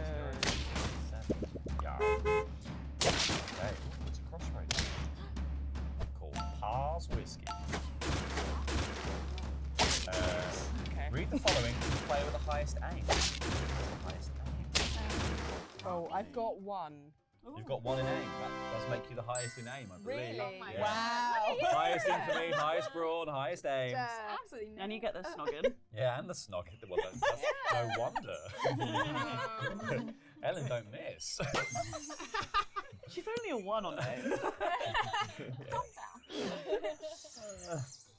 A royal frigate bears down on you, but you're looking down at the bottle of bleached liver whiskey you hold in your hands. A final gift from your pa. He left the world as he entered it, drunk off his ass and naked. But at least he was kind enough to leave 1 bottle for you to drink and remember him by. Like father, So like daughter. you've got some options. You can either fashion the bottle of harsh, low-class whiskey, barely suitable for human consumption, into a flaming cocktail to be hurled at the enemy ship. Or you can guzzle the whiskey, preferring to die drunk and happy than sober and screaming.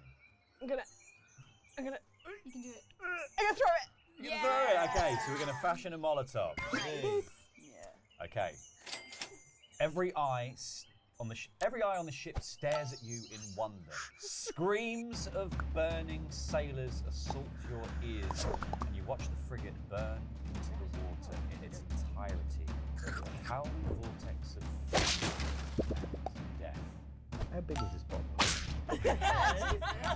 Really big. I love that you like completely Straight from unprompted. Costco. You just pass a boat and then you're like, ah! This is for you, Pa! I was drinking. They went, Daddy!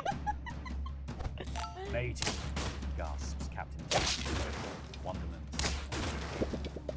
What in the unholy hells was in that bottle?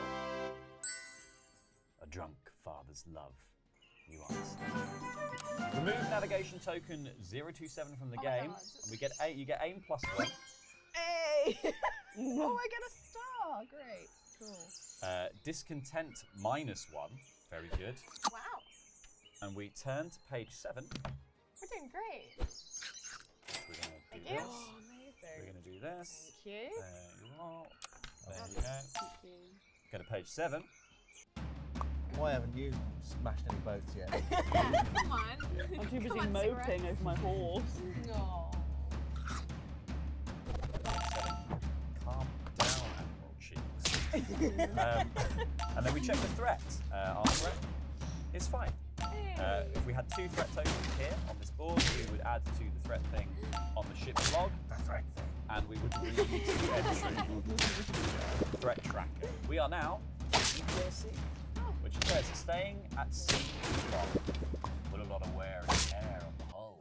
But there are some My nice hull. dolphins to see. Not my hole. Not my hull. No more wear and tear hull to is, my hull. is so worn and torn.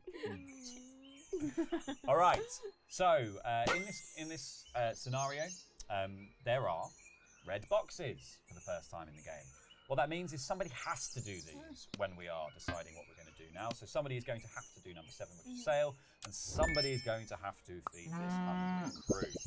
The other options are you can chart a course, which is, as we know, discovering places that we're going to be going. You can explore, which is going to be exploring this bit of the ocean that we're in. You can spearfish, which is going to gain us cannons, seemingly, and supplies. We can talk to the crew, have a nice chat, or you can visit the captain in the captain's quarters. So, have a little think about what you might want to do. We obviously need to do certain things here. Lorna, do the honours, please. All right, I'm gonna go sail. Okay. Someone needs to do that. Okay, I'm going to. This one. I'm going to explore. Lorna. I'll do the crew. Oh Feeding. God, I wasn't expecting to have a choice. Shit. This one. Oh God. Chart a course. And I shall spear fish. You're going to spear fish. Yeah. Wonderful. Very The good ship. We didn't actually name our ship. We could be the good ship countdown. The Carol all aboardament. Oh. Lorna, you are feeding the hungry crew. You get to choose one of the. You get to choose one of the following. You can feed the hungry crew, which is spend a number of supplies. Not the choice. Okay, so if we feed the crew, we're going to spend supplies equal to the current hunger. We have 8 crew members, and that gives us a hunger of 4. So we would lose 4 supplies. Lorna would gain an information. We would lose discontent, which we don't have. We make discontent. We could ask them to go hungry, which would gain you swagger and lose you infamy, and we would also gain 2 discontent, which is potentially bad, but losing 4 supplies otherwise. Or we can let them raid the supplies. We can have our infamy grow to 4, but if supplies are at 0, the discontent +2. Otherwise, we lower all the supplies to 0, so we would lose all of our supplies. We let them raid. But you'd gain lots of infamy. You would gain You would become the most infamous pirate on the ship. We'd hate your guts Yeah. No, I feel. Okay. if we don't already. Yes. Whoa. Not me. Watch yourself. You're my best friend. The infamous pirate tightwad. I was thinking skull face. Okay, as mother of the crew, This is my face. Mother cigarettes. mother cigarette, mummy cigs. I am going to make the executive decision to starve everyone. Yeah. I'm just going to ask them to go hungry. Okay. Please don't eat anything. So we're going to gain 2 discontent. 1, 2. If these two trackers ever meet, we lose the game. Here, have some cigarettes instead. Tasty cigarettes. You gain 1 in swagger. Yes, I do. And Quartermaster, if you could move Swagger cigarettes jagger. down in infamy, which Swagger bumps Blair jagger. up 1. Oh. So Grubbers just raised themselves Nice. in the ship standing. Grubby's also up next, who's going to chart a course. You gain 1 in exploration. And then please perform an exploration check. Okay. Here we go. That is a 9. A 9. On a 9, you get to scout 3 spaces. Ooh, Wow. oh, swell. Okay, well. So you have to place them first, and then we flip here? them. Yeah. Oh. So, I mean, you place all 3, but yeah, just place them all. And then flip them over. That one, I guess here. Yep. And can I do that one? You can Since do. it's connected You to can. that? This one? Yeah, that's one. Okay. So I'm gonna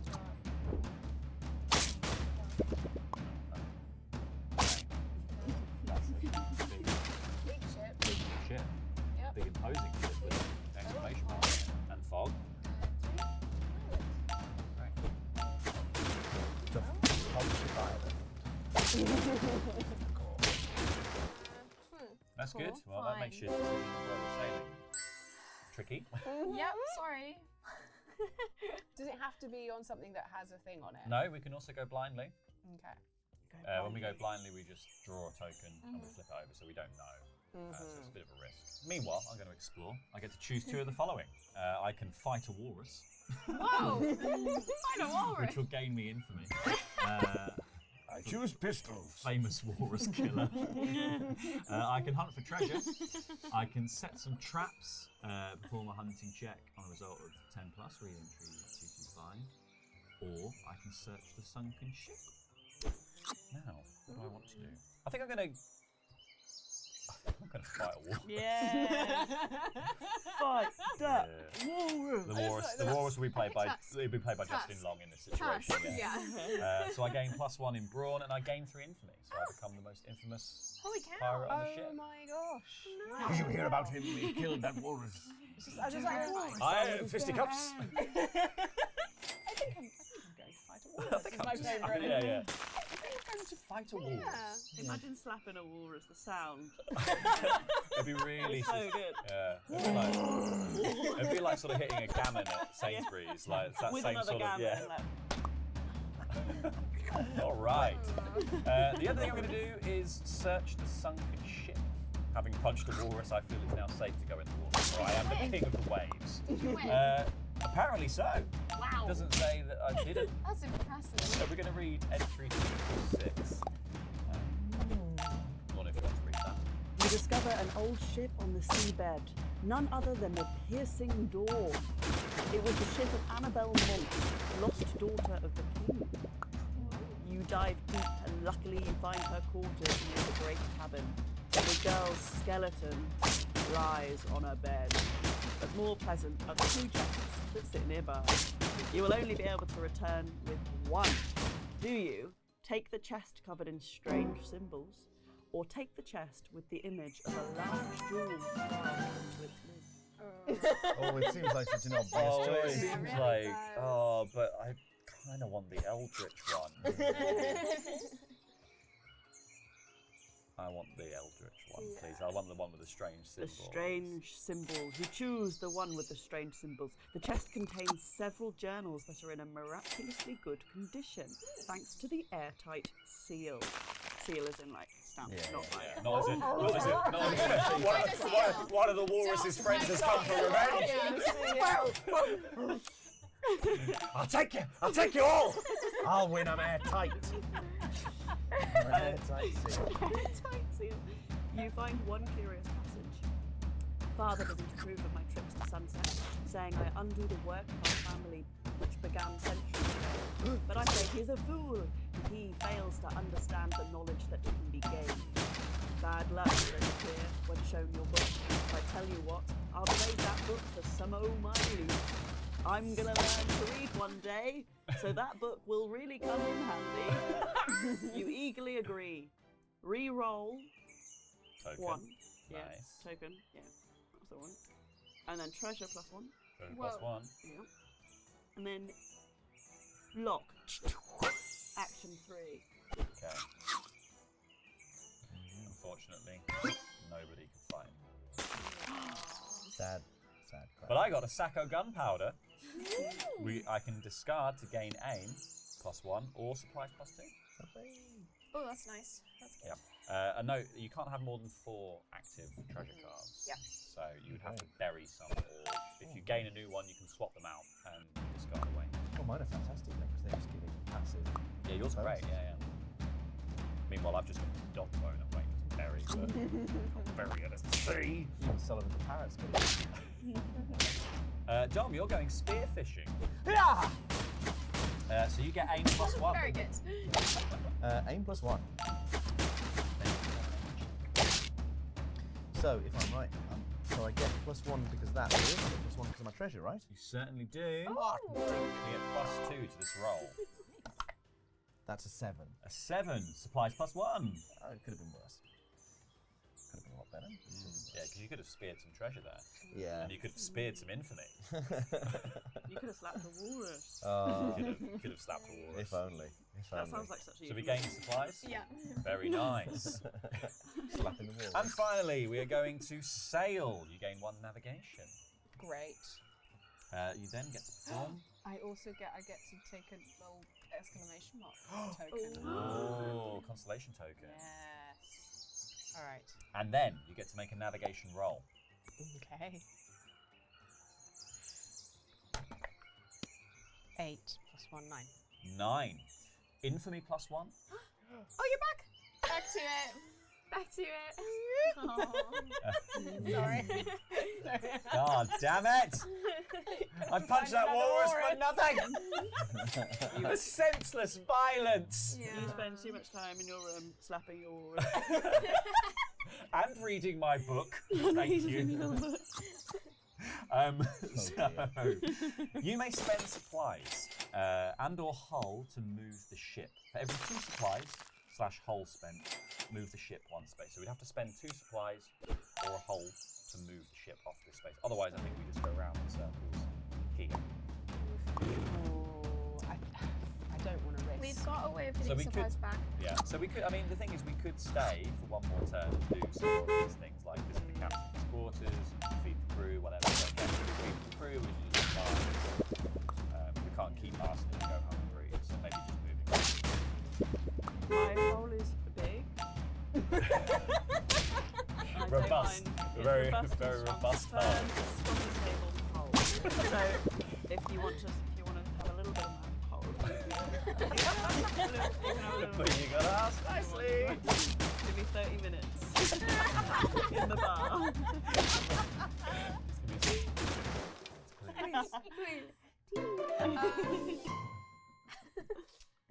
I think supplies would be easier to build back, because I think hull we can only fix on an island, and I don't know when the next island we'll get to is. So I don't know whether to kind of like that big imposing ship looks terrifying. So We only have 1 loaded cannon. And yeah, we didn't steal the big one, remember? yeah. So But it is in the right direction. should we It like? Do is. we want to go straight through? We're gonna have to go straight through, or do we want to go round? That's gonna take ages, isn't it? Yes, but we're going round, we might reach an island and we can repair the hull. And then we can stop off and then we can go around. But we are risking running near this. What we could do is spend 2 supplies to move 1, and then spend 1 whole because we can probably Yeah. exit there anyways. Yeah. Maybe. I don't know. I think you have to spend 2 supplies or 2 hull. So Yeah. you could do 2 supplies and 2 hull. If we're going to the island, then then give it people of the hull. Yeah, because if we roll 15 plus, it would only cost 1 to move, basically. Yeah. All right. So let's go to the island. So where we're going to spend 4 to go to the island. Yeah. Wow. Yeah. Yeah, that's cool because I can discard this immediately to give us +2 supplies back. Yeah. So we could actually just do it all from supplies. We could spend 4 supplies, gain 2 back, and then we've only My spent 2 hull supplies. remains untouched. Unsullied. Sorry, I'm not giving you 30 minutes yet. No All right. wars. So we're going to go 1, No woman. 2, and we are now here. At the round end, we read entry 802. Threat +1. The threat thing. Starting with the player with the highest infamy and proceeding clockwise, each player with 1 or more constellation token event tokens must resolve their constellation events. So we actually get to do this. Exciting. So This is a really good game. It's really So cool. we discard the token and then we fill in the bit and then we're going to read the corresponding text. Okay, I cat biscuits a man for over an hour before sending him to his god. He had been there all those years ago.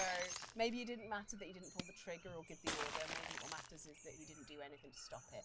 Maybe I don't even need reasons now. Infamy +3. I'm fine. Whoa. Oh my god. You're fine for You're so I'm just real mad. Wow, this is So intense. horrible. Real flirty. I squirmed as it slid down my mouth. It wasn't the worst thing I've eaten, but the thought of eating a live miniature albatross made my stomach do cartwheels. Pirates sure do have quite an expansive array of things they qualify as food. Plus supplies. Oh, sick! That's Albatross great. is That's so cool. lucky. Did the ship move for this round? Yes, it did. Oh my god.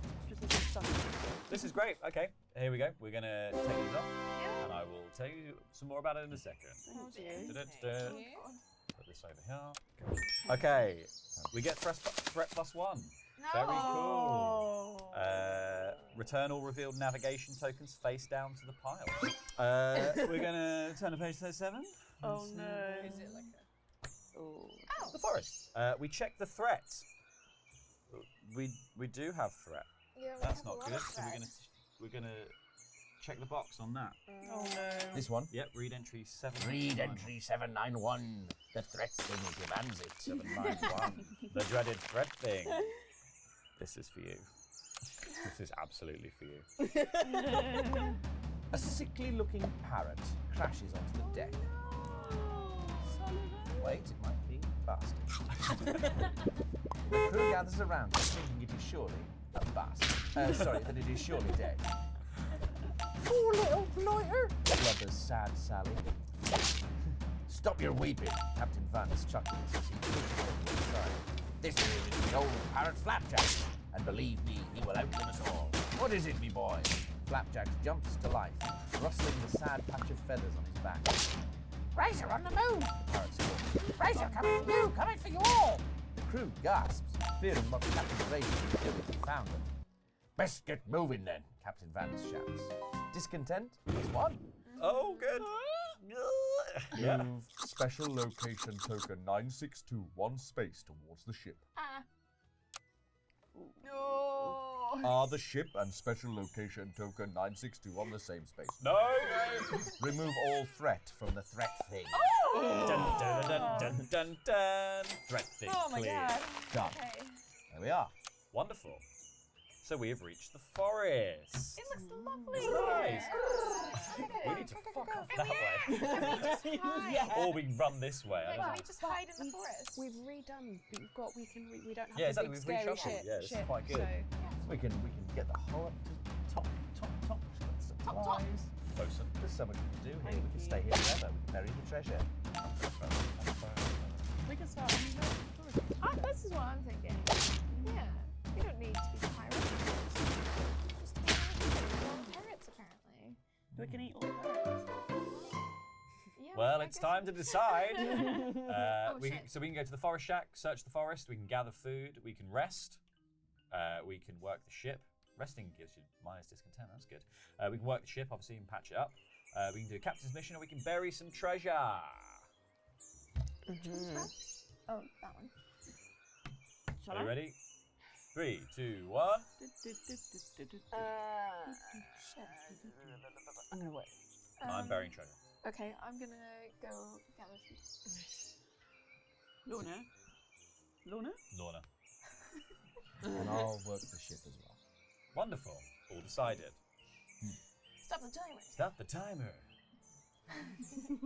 Okay. I'm not It's good at okay. being pirate. Cigarettes! I'm just thinking about the horse. It's hard to stop a sand timer in the middle. Yeah. Okay. Cigarettes, you've gone to the forest shack. You get to choose one. You can knock on the door. You can search the crates behind the shack. You can raid the shack, which gains you brawn, and you can then perform a brawn check. And then you get entries for doing the brawn check. So basically, every single time it's going to be a bit of story. I'm gonna raid the shack. Raid the shack. Okay, so Yeah. you gain brawn. How many brawn? 1 brawn. 1 brawn. Get a dot on your thing. Look. Got a duck on your thing. Thanks, Not on the best back friend. not on the back of the neck.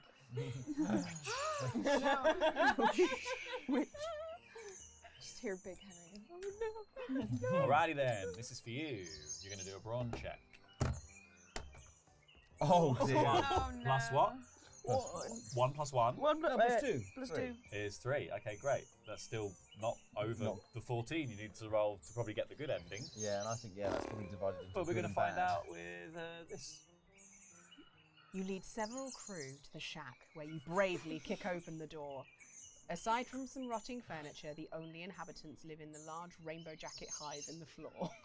Oh no. Oh no, you've kicked a wasp's nest. The angry, buzzing rainbow jackets chase you and the crew all the way back to the water. When they finally disperse, despite your eyes being swollen from the stings, you can still see how beautiful they look swarming away in the sky. Fill in 1 star on your constellation. Lock action 1. Okay. Action Not one too bad. is What is- locked. What? You must have been in one of these. I'm confused because of all the wasps. Why are there wasps in every game we play? What of a horn? But what of a hornet? Grub. You're Grab. gathering food. You get hunting plus 1. Ooh. And then you're going to perform a hunting check. Hunting plus 1. Okay. Here we go. Big hunting. That's 7. 7. Total plus your hunting. That's yep. Okay. Apply plus 3. You gain a reroll. Hey. Nice. Pretty Okay, good. our supplies are so good now, you guys. Yep. You don't need to worry about it. We now work the ship in infamy order. We start with Ellen. So you can choose 2 of the following. Repair the hull plus 1. Scare off the pesky sea squirrels, which is we're going to gain supplies and you gain 3 infamy. You can charter course, which is navigating 2 seconds, and you gain navigation plus 1. Or you can rummage through other people's belongings. You choose a player who didn't choose to work the ship this round and you steal a treasure of choice from that player. I think I'm going to fix hull. Like, get a hull up nice and strong. Cool. Even stronger. Even stronger. She's already in a good place. An impenetrable hull. I'm going to spend 30 minutes on the hull. Against Cigarettes' will, an impenetrable hull. Yeah. All right. 1 or 2. 1. Yeah, I think maybe charter course. Let's try and get away from that big Okay. boat. So you gain navigation doing that. And you get to place these 2. So flip them over afterwards. Right. Oh, fuck's sake. Oh, it's only is that a big ship? Oh. Oh, no! I think we might have to fight our way out Oh, here. We don't want to get caught by this guy. Dom, you're working the ship. What would you like to do? Repair the hull, fight the sea squirrels, charter course, rummage through other people's belongings. I will start by scaring off those pesky sea squirrels. Okay, so we gain 1 supplies, we get max supplies. Yeah. Dom gains 3 infamy. Yeah, fine. Know my name and face. Yeah. I'd rather you remember me for the skeleton face. No. The squirrel fighter. Oh, so impressive. Almost as impressive as that man who punched us walrus once. I slapped the walrus. You're more impressive than him now. Yeah, that's it. Yeah, well, sea It's squirrels. old history, isn't it? Sea squirrels are a real thing. What is a sea squirrel? They're not a real thing. Well, yeah, but it's like a scaly squirt. Is it Yeah. live in the water? Yeah, I think it's like. I'm getting my head around it. That's where my imagination stops. it's the actual end of it.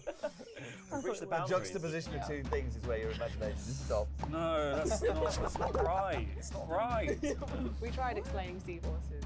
Oh, wow. What was the other thing you'd like to do? I think, well, let's chart a course and let's see what these are. Yeah. Oh, okay. So these ones. It is. There we go, and looks fine. That might be like a pirate, doesn't it? I'd rather sail into the water than fight. And I get, And you get plus 1 navigation. which actually means I'm going to get a. I've completed one of my. When you get there you go. Lovely. I like this game. It's really fun. Yeah, satisfying. And finally, I'm going to bury some treasure. I can discard up to 2 treasures. For each treasure I discard, I fill in 1 star on my constellation. I only have 1 treasure that I can bury, but it's a golden dog bone. And if I bury this card while I have Sparky the stunt dog with me, I can treat it as burying 2 treasures anyway. So I get to fill in 2 on my constellation. That's so fantastic. good. So I'll do that. Oh, when I gain 1 or more infamy, I gain an additional infamy because of my loudmouth parrot. Oh my gosh. Yeah, Sorry, I don't know how to Right. turn it off now. Oh. Is he the one who got rid of the sea squirrel? Yes, he got rid of the sea squirrel. Get all the squirrels. Shut up, Sullivan. Okay, the end of the round, we're going to read 8, 17. Threat +1. That's fun. I want to move quickly now. Starting with the player with the highest infamy and proceeding clockwise, each player with 1 or more constellation event tokens must resolve their constellation events. Then, the highest infamy player must choose one of the following, which as we can say in his crew. It was weird bumping into Terry de Toulouse after all these years, and it was painful to be dressed all scroungy the way I was, and her looking all fancy now. I guess the education my folks gave her paid off. She shouldn't have been travelling with so many baubles, but hey-ho, that's a lesson they don't teach you in school. Which means I get treasure +1. I stole it from Terry. Oh yeah. Oh, exactly. Yeah, I got your treasures, and I get a reroll as well. Nice. Very good. Very nice. And the treasure is Crater Grubs. Classic Terry. Crater Grubs. You always see Terry walking around. No, Tiny little ones of you. We never said we had a maggot. Yeah. Imagine just a giant maggot coming all the food. Oh.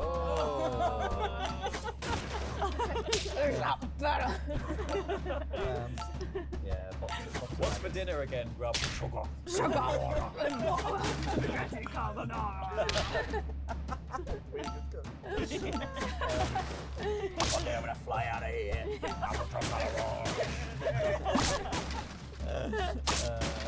I don't like fishing. There we go. I've got a box of maggots. Box of Terry's maggots. Discard to gain supplies +2. Terry's chocolate maggots. Yeah. It's not Terry's, it's mine. It's maggots.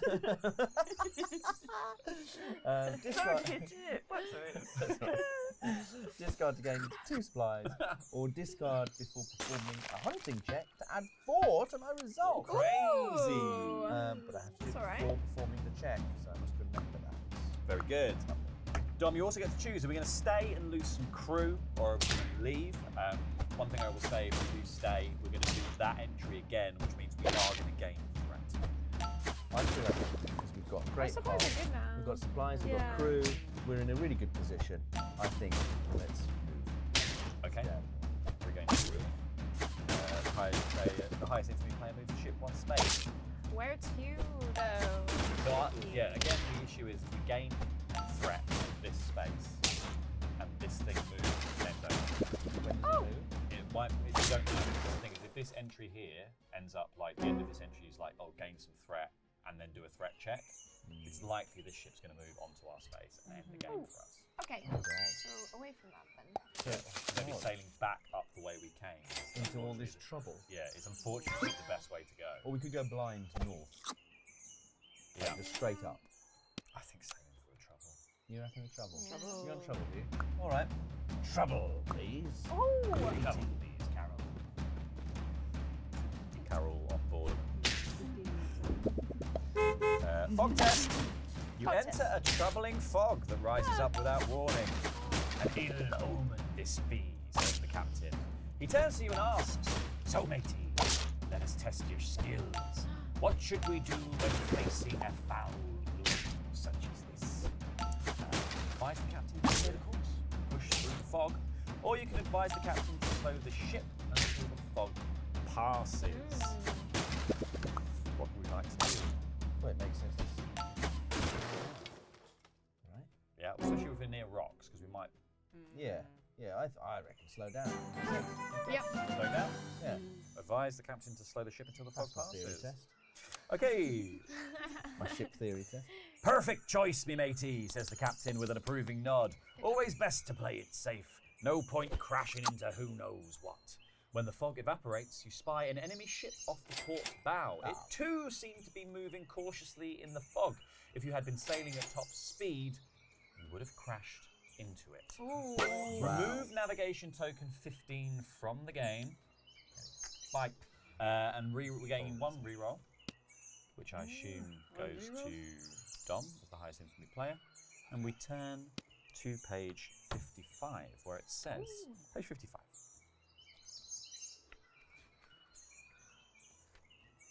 Ooh. Frigate. Oh, The dear. frigate. Destroy the enemy's hull if you want to sink them. Take out their sails if you want to board them. Set dial A to 4. And dial B to 7.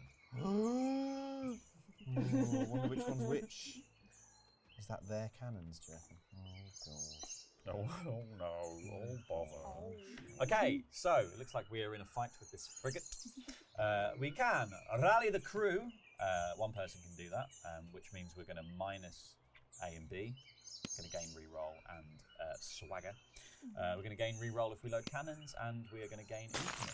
If we fire the cannons, we are going to aim at them. They're going to lose A and B, and we're going to gain infamy. Gather debris is just gaining supplies, basically, and looting. Or we can try to escape. What do we want to do? Get ready to decide. Bosun, start us off. This roll is this is like the roll you give to a child. Yeah. Beep. Dom first. We've got a cannon we could fire. Yep. Choose one to fire. Yeah, I'll fire the cannons. Okay. We could do Ellen. loading I'm cannons. trying. Oh. You're going to escape. I'm going to rally the crew. Shit, I wasn't ready for something else. Okay. I guess I will. Oh no, sorry, I'm not next. It is It is me. next, yeah. Load the cannons. We're all now. Load the cannons. Are we late? We're all loading the cannons One while of them- one Ellen's of them's trying to already walk out the back door. See you guys. Winching herself down in a lifeboat. I lucked out with the fireboat thing. This one's bigger. All right, we are going to first of all rally the crew. We gain one in swagger. Let's go. And then we perform a swagger check. Swagger jack. A 2. Choose one rally option below. You gain a reroll. We can choose another player. They gain a skill of your choice.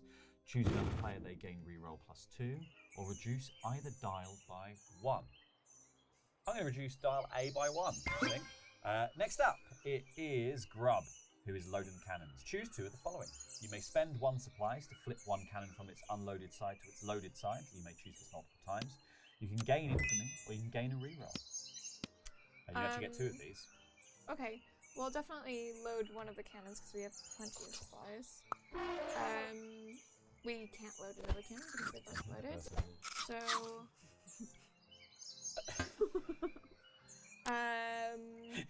Oh, did you spend the supply? Yeah.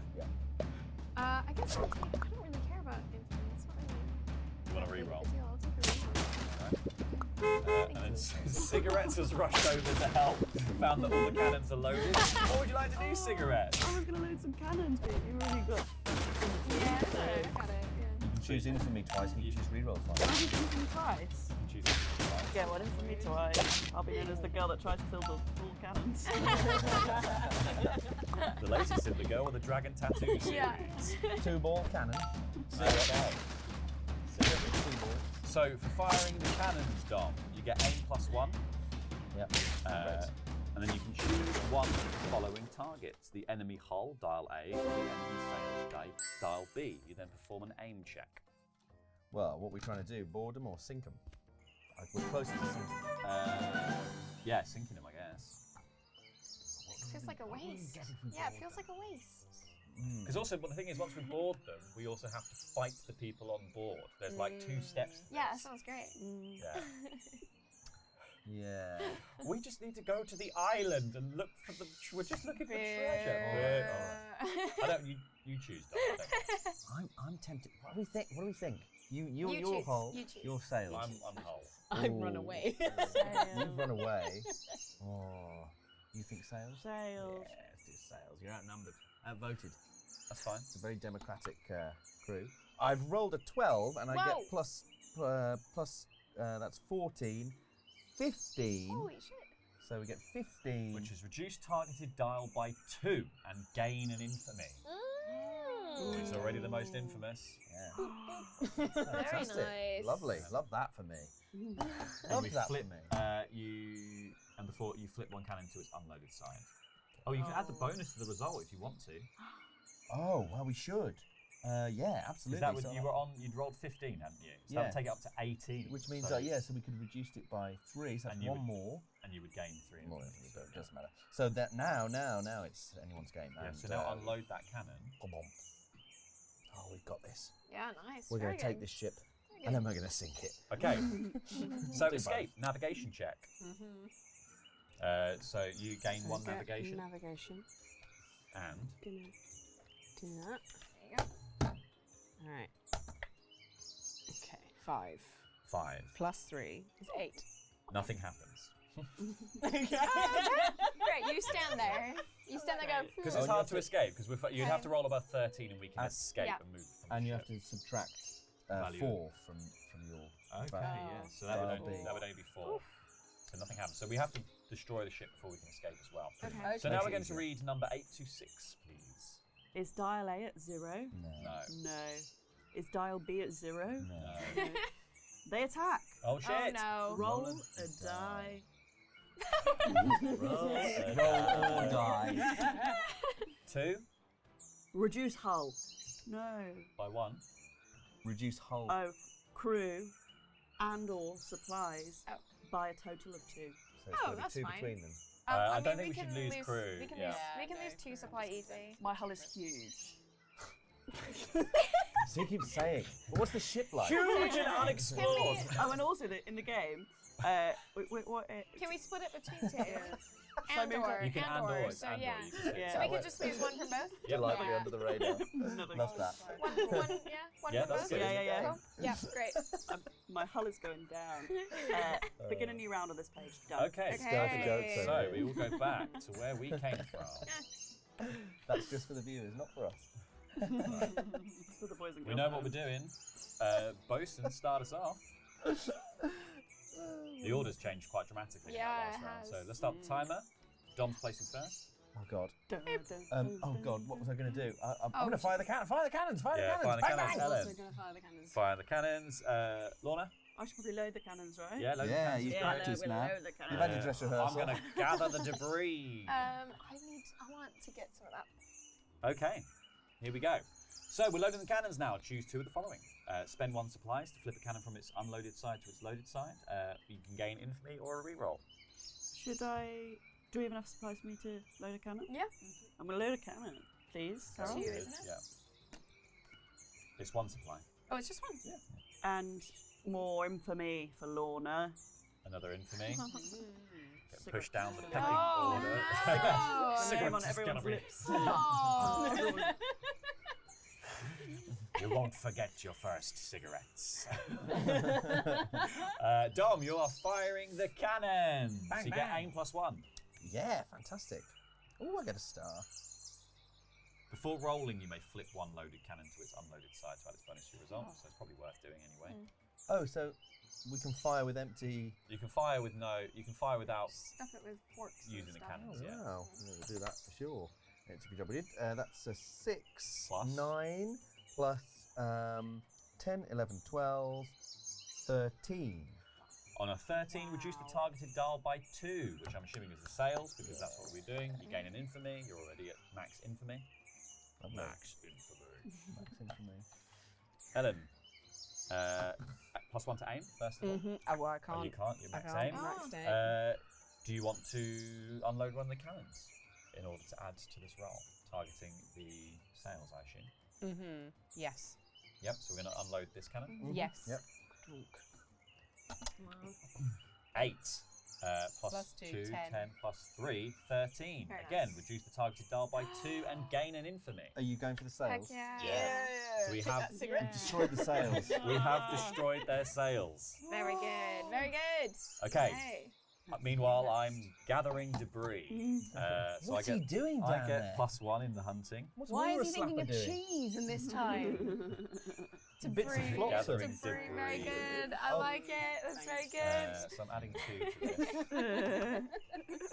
12. 11 plus. Choose 3 gather options below. Supplies +1. Oh, great. I gain a reroll token. And I gain a treasure. Wow, so many things. I found an expensive rope. Oh. You may discard when you would lose 1 or more crew to lose 1 fewer crew. That's nice. You rope them up. Yeah, very good. So they can't leave. They can't leave. Okay. And then finally, Blair is trying to escape. Navigation +1. Get us out of here. Can I have a little exclamation mark, please? You get one of these, yes. Yay. Thank you. And then perform a navigation check, and we subtract the value of dial B from your result. So, Which is 0. Well, that's lucky. 1 plus your navigation. I'm just gonna use a little re-roll, I think. Okay. Unless, I mean, do we want to escape? Well, because we would boarding, board aren't the we? ship next, I think. Nah, Yeah. that Basically, doesn't matter. this We don't need forces to a escape. move. This is fine. So you've gained your navigation, Yeah, got your star that's token. fine. Okay, so 826. Yar. Did the ship move this round? Nar. Is dial A at 0? Nar. Is dial B at 0? Yeah. Yar! Discontent -1. Woo! Very nice. Turn to page 53. Set dial A equal to the number of players. So change that to 5, please. And we're going to page 53, which is 1 page before. The boarded ship. We've been here before. Ah. Yar, yar. I'm gonna take my guy back. Play the Pirates of the Caribbean music. We're coming in. That's it. Caribbean. Da, da, da, da. It's the pirates. Caribbean, the bean. Here All right. comes all the pirates. Okay, so now we are fighting the people on this boat. Captain. Start the timer. Oh God. I'm Dom going. first. I'm going to get that big cannon this It's time. going to get the We're big getting cannon. the big Ellen, I'm gonna loot for some treasure. Lorna. Should I also try and get the big cannon just in case? We in cannot. Oh, you case? can't, because only one person can do it. I'm gonna get me some of that. Fighting the enemy crew. Me, I'm going to also fight. I'm the also enemy gonna crew. fight. We're all fighting the enemy crew. Wonderful. Fuck you, crew. Okay, stop the timer. Wah. Ah, One job. come on, cigarettes. God damn it, Get cigarette. together, man. Gain a brawn, Blair. Am I going first? Oh, sorry, no, Lorna first. Gain a brawn. Gain and brawn. Yep. What does that mean? Down here. It's a good pirate name. Gain and brawn. Gain Gain brawn. a brawn. Gain. What does gain mean? You add one. Oh, gain a brawn. Yeah. My first language is Esperanto, so I need to translate everything. You're talking with an accent. Gain a brawn. Gain a brawn. These people don't know the Queen's English. Oh my gosh. That's technically an accent. 6, 7, 8, 9. 8, 9. So we reduce dial A by 1 and you gain a reroll. Wait a minute, that's it. Oh, no, it was a 6. Yeah, there you go. Thank You you. did 6. So reduce this by 1, please. Oh, yes, lovely. Whoa. The gunner. Whoa, look at that go. Down Myself. I get to gain a brawn. And I get to gain Gun a brawn. and I get a Gun a brawn. constellation. A constellation for me. Okay. Constellation prize. That's a constellation prize. Brawn check. That's a 9. Reduce dial A by 1, and I gain a reroll. Got 3 of those. They're dropping like flies. Sorry, man. Blur, you gain a brawn. My children! Okay, gain a Your brawn. parents. Right, yes. Yeah, no, Grub's got arrested development, Oh, but Yeah. the Yeah. children have hatched dead quick. Yeah. And again, and again. Great grandmother. That's a 9. 9. We lose 1 in column A, and you gain a reroll. Thank you. They breed like flies. Especially those little fruit flies. They breed like and fruit. they are Yeah. smart. Because if you try and hit one of those fruit flies, they'll all suddenly try and come and sort of get you. Yeah. to get you. There's so The many. big- That's the such big flies, paranoia. the big flies, they mess They don't off. mind, yeah. The little fruit flies just like, oh, you're trying to kill me. I'm gonna bother you. And they know you're playing because then they'll land on something for a bit and you go to hit them and like, Well, Helen's looting some treasure. You gain hunting +1. Yay! And then if action 2 was chosen by one or more players this round, you perform a hunting check. Nice. Okay, 7. I might re-roll on that actually. See if I can do it. 10! 10 Okay, +1. 10 plus 1 is 11. You gain 2 treasure. Oh, very good. Amazing. Okay. What did you get? Puffy blouse. Now that's a puffy shirt. So I've got +2 in swagger and +1 in navigation. Incredible. Oh, very So I have a good. puffy It's because you know blouse. you know how the wind blows. Yeah. Oh. Is that why they want Human puffy sail. blouses? No. And then I've also sorry, got. dude. Oh my No. gosh, we were talking about fruit flies. I've got a sack of mouldy fruit. So I can Stick that in discard. the barrel of grubs. yeah, we've got great grubs, we can breed. I can discard this to Breed more gain grub. swagger or supplies +2. Okay, and finally, looting the cannons. It's Dom who gets to gain +1 aim. Big And gun. then if action 2 was chosen by one or more players this round, choose 2 of the following. You can steal gunpowder. You can steal cannon parts, which upgrades one of our cannon's levels, which means the value they get is +5. Steal a small cannon, which is we gain 1 loaded level 1 cannon. So you could upgrade and then steal another cannon, so we'd have 3 cannons. Or you steal the big one. Oh yeah, I get two actions. I think let's upgrade 1 cannon. So we'll do that. So that's a level 2 now. Level 2 cannon. Lovely. Would be unloaded because we have used all of our ammo. Upgrade 1 cannon by 1 level, and then let's get the big cannon. Big Get the big cannon. 509. Big cannon. Big cannon. Big cannon. Big cannon. Big. Oh, how long? I thought One this job. would be a bit quicker. Why did you reach all the way over there? I was busy. Perform a brawn check. Big All right. cannon. Big cannon. Big cannon. Big cannon. Big cannon. Big cannon. My brawn is hell. +1. Okay. Here, no. So I'm not the best at this, unfortunately. Well, I gained brawn beforehand. Steal the big cannon. You don't know. You can always reroll. Big cannon. Not too Big cannon. Big cannon. 12! 13! Boop. Gain 1 loaded level 4 or lower cannon. We really got the big cannon. Very nice. And it's loaded. Yep. That's so good. What's it called? It's called.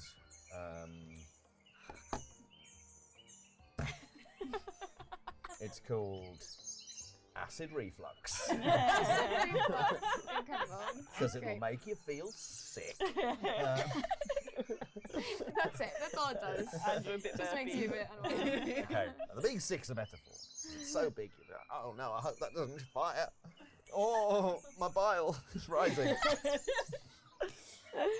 Okay, this is once again the Crossroads event, Revenge, in which little Gertie, a new little Gertie, A new one. Another one.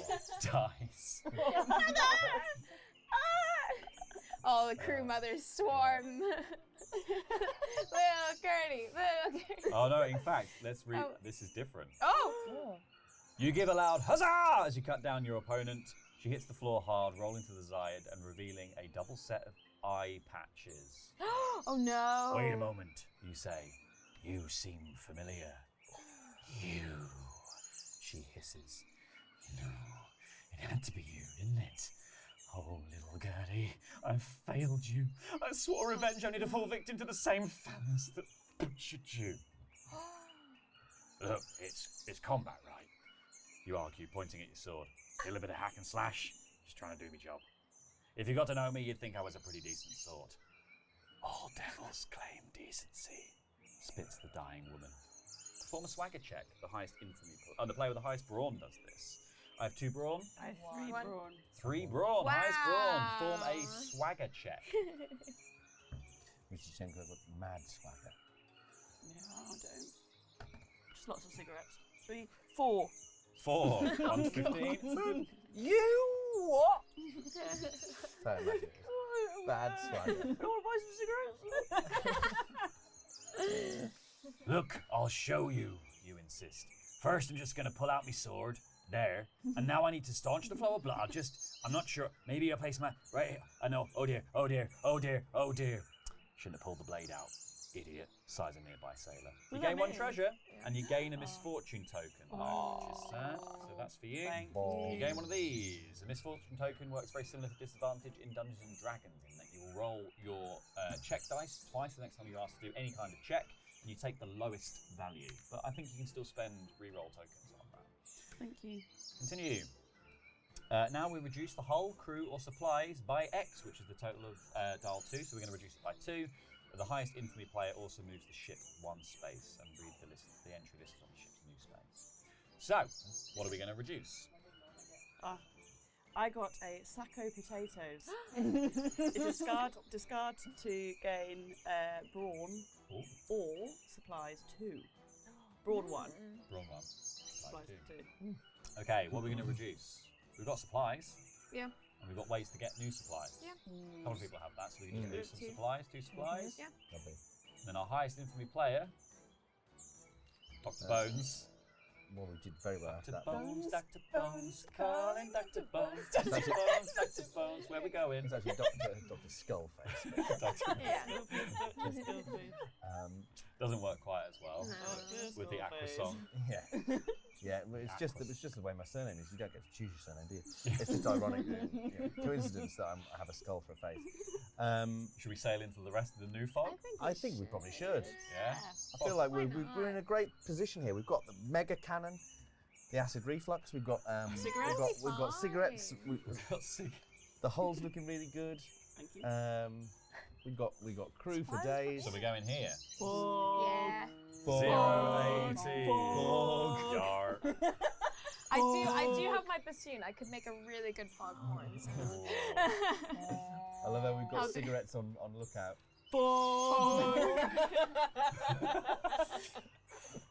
Yeah. Okay. You approach an unexplainable shape on the horizon and see it sink beneath the waves. Oh no. Its strange shape, briefly glimpsed, is disquieting as it suggests the presence of a creature of enormous size. It's a kraken. Fucking albatross again. Many among the crew begin muttering prayers. The waves grow larger soon after that, and before you know it, the ship is being tossed about along the edge of a large storm. And you are not alone. A royal frigate, also battling the waves, is drawn to your location. All fear of the strange shape is lost as your crew bravely prepares for a fight. We remove navigation token 018 from the game. All players gain reroll 1. That's really good. Let's go with a kraken or a leviathan or Thank something. you. Oh. Just be a Thank lovely, you. voluptuous One for woman. me. A giant sea. And then Sea lady. A giant sea lady. we turn to page 55. Sea mother. Surprise! Whoa! It's that again. That's for you. That's for you. Thank you. For you. For you. For you. Is Hawkeye written on the ship's log? No, it is No. not. Set dial A to 7 Oh. and dial B to 4. Oh, Oh, so the sails are fucked. So we can. Oh, mega cannon will get rid of those sails in no Yeah. time. Yeah. Right? Let's get Yeah, him. definitely. Let's get him. I'm going to rally the crew this time. Oh. Okay. Ellen. I think I am going to gather degrees, I think. Lorna. Could I, we don't want to escape, do we? No. So I'll fire a cannon then, shall I? Okay. That's great. I'll load a cannon. In that case, I will also fire. Great. Okay. Smart. Done. Done. So we rally the crew first. Rally the Rallying crew. the crew. Gain 1 swagger.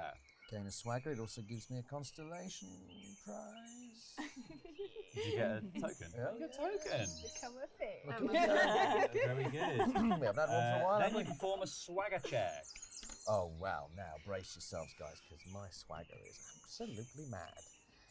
Maybe not on here, but I've got loads of your yours. side. That's mine. Get away. Get off me, cigarettes. Yeah. Stop leaving your butts everywhere. Okay, I've rolled a 2, but it's not the end of the world. So that would You can end use up. your reroll. I could use a reroll. I've got 3 of them, so I will use one. That's a 1. Oh, Okay. shit. I'm gonna reroll again. Yeah, all right. Reroll again. Come on. That's a 5. That's a Okay. five. It's better. But plus 1 is 6. Plus 7, 8. 8. Choose one rally option. Oh no, hang on, a bit more. Choose 2 rally options from below. On an 8, you can gain a reroll. You can choose it multiple times. You can choose another player and they gain a skill of your choice. You can choose another player. That player gains reroll plus 2, or you can reduce either dial by 1. So you could reduce the dial once and gain something. Well, I'll definitely take my reroll back. Yep, very good. Would anyone like a skill? I'd love a skill. Yeah? Yeah. What would you want? Hunting. In that case, I shall give you navigation. No, you can have hunting. Very much. There we go. Nice. Hunting, and then I get this, and I get a consolation prize. Yay.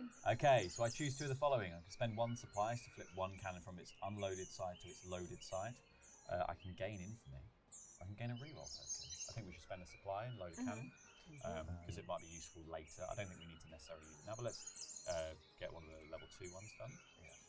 Because we can use that rather than using the big boy. And then I'm going to gain 1 infamy. Whoa. Please. You have so many reroll tokens. Yeah. You're swimming in them. Swabbing on them. Swimming in them. Lorna, Yes. fire the cannons. You gain 1 aim. And there's a star, which means I get a little Consolation prize. consolation. Oh, we all get Oh, consolation we're all prizes. leveling up. Pew, pew, pew. Yeah. And then you can choose a target. You can either choose the enemy hull, which is A, which is on 7, or you can choose the enemy sails, which is on 4 currently. I'll show you this one. That's That's unloaded. Oh. But what, You can just roll That was these. the only wrong choice. I reckon do this one. That first, one. Yeah. Yeah. Because then if we end up with a loaded mega cannon, that's always useful. Yeah. So we've got +5, Plus so five. +5 and then make an aim roll. And I'm going for that hull, right? That's the sail. Yeah, sails is easier, but then we have to go on deck and fight them. So I'm going for hull. It's up to you. From hull to hull. Hull to hull. Hull and back. 11. 11 plus 5 from that, which is 16, plus whatever your aim is. 1. 17. So reduce the target dial by 2, and you gain 1 infamy. So You want to Beat me reduce again. dial A? By 2, yeah. Grump, you're also on mean- the cannons. Gain an aim. Great. Can I have a consolation prize, Consolation please? prize for you. Thank you.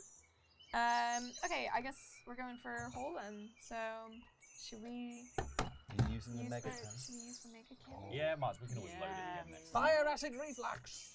So, so how much additional does that give me? +9. Plus Plus 9. 9, yep. Holy cow! That's Okay, mad. here we go. It's 5, 6, 14. 15. You want to end up at 18, 18. basically, if you can. I'm gonna do a reroll. I've got so many rerolls. I might as well. Okay. That's worse. Reroll. Oh wow. Really wants to. Come on. destroy us. 10. That's what we're talking about. good Okay, so stuff. it's 10 plus 9 is 18. plus another one, so it's Yep, 19. 19 plus, yeah, it's 20. You've got the best you can get. So, -3 to their hull. Yes. A, is that? Yeah, A. And +3 infamy for Grub, who is... Whoa! Whoa! Yeah. 1, 2, 3. I used acid reflux. As a chef, I know so much about it. Those sails are looking very bloated. They're going to need a big Gaviscon. You're gonna need a bit. Good shit, Gaviscon. Captain Gaviscon. We're gonna need a bigger throat. Eh? Jules, but swallowing a big Gaviscon. I actually didn't get it. In a sea setting, I thought it would. I thought it was good. It I was. thought it would land. Yay! Why was that better? Surely, joke of the day. Come on. Thank you. So they're always good when they're asked for. Everyone laugh. Everyone laugh. The joke of the day. There you go. Put the graphic up. Just, you know what? Just pin a graphic to Dom, James. Yeah, over just his says face. joke No, of the because that day. makes it sound like I'm No, the joke. he asked for a joke of the day, but give him a pin. Don't you Give dare, him a little James. pin badge. Right, and finally, Ellen, you are gathering debris. You gain hunting +1. Great. Lovely. And then you perform a hunting check. Cool. Get this joke of the day off me. Get it off. Oh, Ooh, 10 plus 2, 12. On a 12, you choose 3 options. You can gain supplies, you can gain a treasure, or you can gain a reroll. You can gain supplies and reroll multiple times. Okay, so is it just treasure? You gain 1 treasure. You can gain any number of supplies using your 3 options, and you can gain any number of reroll using your 3 options.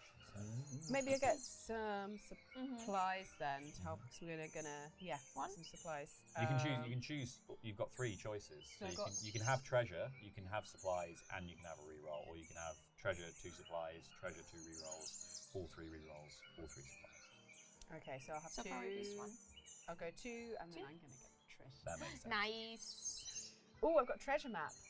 After burying this card, treasure +1. After gaining the new treasure, you may bury it unless it cannot be buried. Okay. Wow. Did the ship move this round? No. Is dial A at 0? No. Is dial B at 0? No. They attack! Roll the die! I mean, it's kind of cocked, but it is a 1. Like, it was like the tiniest bit cocked. I'm gonna let you be the judge of that. Oh, that's a 1. We'll take it. 1. Reduce the whole crew and/or supplies by a total of 2. The hull can go down. Supplies can go down. Yeah. Do 1 from each. 1 from Yeah. 1 from each. Begin a new round on this page. Done. Okay. Take your things back. Oh. Come on, baby girl. Thank you. Come on, baby girl. Don't call me that. That's my little nickname for your Nice skull. to Lad. you. Thank you. Okay. I'm only a little grub. I don't have any arms. Bosun, start us off. Starting with Dom. I could rally the crew again, couldn't I? You could. I don't know if that benefits us. Yeah, why not? Okay, I'm gonna load some cannons. Great. I am going to gather some more debris. Nice. Lorna. Should I be doing some firing? You can do some firing. Yeah. I'm going to do some firing as well. Yeah, come so join I me with the gain firing. gain some aim. Nice. Right, swagger. Rally the crew, gain 1 swagger, and then perform a swagger check. Right. That's a 2. That's 4. 5, 6. I might re-roll it. To be honest, I might re-roll it. Might re-roll it. Maybe not. Might reroll it, might not. Chances of getting a 1 are much. Yeah, 11. 11 Nice. plus 12, 13, What's worth rerolling? 14, 15. 15. I can't see it. Why can't I? 11 plus. Yeah, Choose 15. 3 options. Choose 3 options. Holy mackerel! I'll get my re-roll back. Yeah, absolutely. 1. Choose another player to gain a skill of your choice. You Could can. I have a skill? Yes. What do you want? Can I have exploration, sir? Yes. Thank Give you, old sir. Grub A screw. And I think let's. Reduce the hull by 1. I could reduce the hull by 1. Let's do that. Yeah, then we only need to hit it for 1. Grub. Load them cannons, Grub. Yes. I don't know Choose why 2 my of the voice following. has changed so drastically. Grub has aged rapidly. I think Grub's turning into a fly. Oh no. Horrible. Okay, Grub, you can spend 1 supply to flip 1 cannon from its unloaded side to its Yes. loaded side. I will. Okay, the big one. Big one. Yeah. And then you can gain infamy or you can gain a reroll. I'm don't want to make the decisions. I'll take a reroll, please. You take a reroll. Thanks. Grub knows their place. Yeah. I've got my fake gun. and that's Buzzing about around it. the top, but never quite there. Any Okay, claim to do we are now that? going to move on to fire the cannons, and it's Lorna first. Lorna, you gain aim +1, Yes. and then you choose a target. Yes. Yeah. So They're both on Yeah. one. they're both. Wherever- No, that's on 4. Oh. That one's on 4. Oh, so yeah, of course it is. We're trying to sync them at the moment. In so- Esperanto, a 4 is a 1. Yeah. Of course. Right. Sorry, Actually, I'm just and a 1 translating. is a 4. It's Yeah, difficult. it's yeah. difficult. Oh well, should I do that one then? Yeah. Get So rid one of thing it? to note is that you're going to have to roll with disadvantage because you've got that misfortune token. Oh, We do need shit. to spend that this turn on the roll. Should I I can get rid of that with one of my cards? Can I do Ooh, that? can you do, yes, if you can get rid of your misfortune, do that absolutely. Yeah, reroll +2 as well. Oh. So, Great. Okay. Cool. Mamma mia. That's That's how we say great in Right. Esperanto. so, mamma mia. Now what do I Okay. do? Now you get to choose a target. So choose. Ma- That's probably the my easiest. baby. Yeah. And then you can choose if you're going to flip over a cannon to add to your roll. You can add +9 to your roll if you flip over the big one. Beacon. This. Yeah, if you flip over this one, we add +9. These ones Yeah. are unloaded, so we can't use So those. I have to use this one. You do have to use those. Yep. You don't have to. You don't have to. Yeah. You Is can it just do worth that. doing it? 'Cause- I mean, it basically guarantees that we're going to sync them this turn. yeah. So you might as Yeah. well. Fine. Yeah. Done. Done. Flip. Okay. With that said, you need to just roll your die. Oh. 5 + 9 is 14, plus your aim, Which is 2. 2, so 16. On a 16, we reduce the targeted die by 2, and you gain 1 infamy.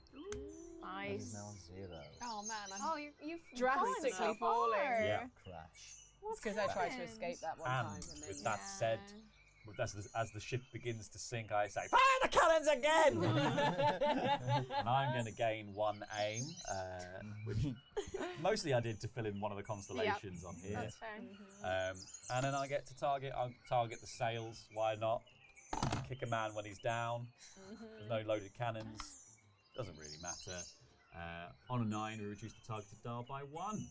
Great. There we go. Yay. Didn't gain any infamy, That's okay. but I got my constellation. I'm doing my star signs. Leave me alone. Right. And Ellen, you are going to gather the debris again. You gain hunting Yeah. +1. Great. Oh, and that means I get another little token. Constellation You get prize. constellation prize for you. Yay. All right. Okay. So roll a hunting check. Okay, that's 9 + 3. It's 12. So you get 3 options. So you get to gain a treasure. You can gain as many supplies as you want, and as many reroll tokens in that 3 combination. You can only have 1 treasure though. Okay. So I'll get 1. So I can get 1 treasure and some. You get 1 treasure and supplies and a reroll token, or 1 treasure, 2 supplies, or 1 Okay. treasure, 2 reroll tokens. Okay, I'm gonna go 1 treasure. So if you gain a treasure, you have to swap it now because you've got 4. Oh no, that's just mean. That's making someone else change their mind. So that's fine. I don't even want that But we one. gain supplies for that being discarded. Yeah. How many? 1 supply Just for one? the treasure being discarded. Nice. And Yeah. then Ellen's got 2 more choices. Okay, so gain that, and I would like a reroll. Yes. Nice. Smart. Wonderful. Did the ship move this round? Yar. It's die 0. Yar. Let us aboard! Cries the enemy crew as their boat sinks, but you all grunt in disapproval. We have booze! They cry. Welcome aboard. You all cry. We gain 2 crew. Yay! Oh, Huge. That's more mouths to feed. The highest infamy player moves the ship 1 space. Is it still me? It's still you. Oh, Are we gosh. going into Time to go into the 977? fog. It's time to go into the fog. I Oh, think. I think exciting. we're all agreed on that. Thank you. Thank you, cigarettes. Thank you, cigarettes. Okay. This we're going in here? fog was brought to you by cigarettes. It's Oh, rocks. It's rocks. Oh, So I no. think we Oh, just flip shit. it over. Rocks. Is clearing stone written on the ship's log? No, it is not. Oh, no. No. It's your first time visiting the ocean's edge. Yes. Yes. You stare out into the moonlit waters ahead, watching as you creep closer to the ocean's edge. The captain walks up next to you, taking an interest in the somber look on your face. What's going on, me matey? He asks. Captain, you respond meekly. Do you really think we're going to sail past the ocean's edge? I mean, how do you know the stone is going to work? Every crew that ever attempted going deep into that place has never returned. It's the end of the world, Captain. The captain stops you by putting a hand on your shoulder. Settle down, me matey. Settle down. It's all gonna be all right. But how do you know? You respond, unconvinced. The captain looks straight into your eyes, a move that makes you uneasy. The joy and wild exuberance that usually lies within his gaze fades into a calm and steady stare that pierces you. I don't, he responds. I don't know if it'll work. I don't know if I'm leading us all to the depths of Davy Jones's locker. But I know there has to be more to the world than this. There has been so many clues, so many moments in my life that have told me this place is real. This world that we live in now is broken, and you know it. You can feel it in your bones. I want to see it whole again. Captain pushes a tin cup of rum into your hands. Now, have a drink and enjoy yourself, me matey. We're still alive, aren't we? And that's worth celebrating. Am I? You sip your drink and let out a small chuckle. To the ocean's edge, I guess. Hull -1. Oh. All players get one reroll, and we turn to page 15. A bit of reroll. That's nice, isn't it? Everyone's got loads of rerolls. Yeah. Oh, thank you. Too many. Thank you. Cursed water. Oh, Doesn't shit. look good for us. No. We're going to check the threat. We do not have the threat, which is good. So on this one, we've got red boxes, which means they have to be done. We have to feed the hungry crew, and we have to sail.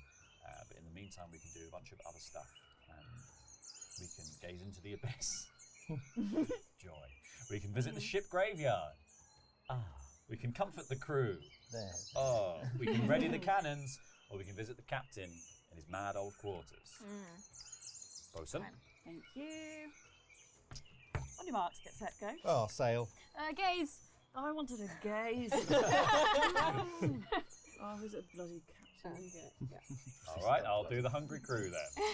Done. Hungry Nice crew. job, team. Hungry like the crew. We would have to spend 5 supplies to feed the crew now. But people have discards that get us supplies, don't they? So I think that's actually worth doing because the discontent goes down. Otherwise, the discontent's going up to here. Yeah, no, that's bad. We don't We've want got that. we do have loads of space. We could just let them go hungry. But then I personally lose an infamy. I mean, you're already as low as you can get, so Yeah. it doesn't really mean anything. It means a lot to rear admiral. It means so much. It really We'll feed the crew. Oh, We're feeding them. yes. All right. Somebody else fix that problem. 1, 2, 3, 4, 5. Please We fix lose the it. discontent and I gain an infamy because they love Admiral Cheeks. Oh no! Everything's gone down. Okay. It's okay. Now you have a chance to do this. Yeah. Yep. Yeah. It's my redemption story. Gazing into the abyss is grub. Exploration +1. Great. Then perform an exploration check. Okay, here we go. That's a 8. 8. 279, Dom.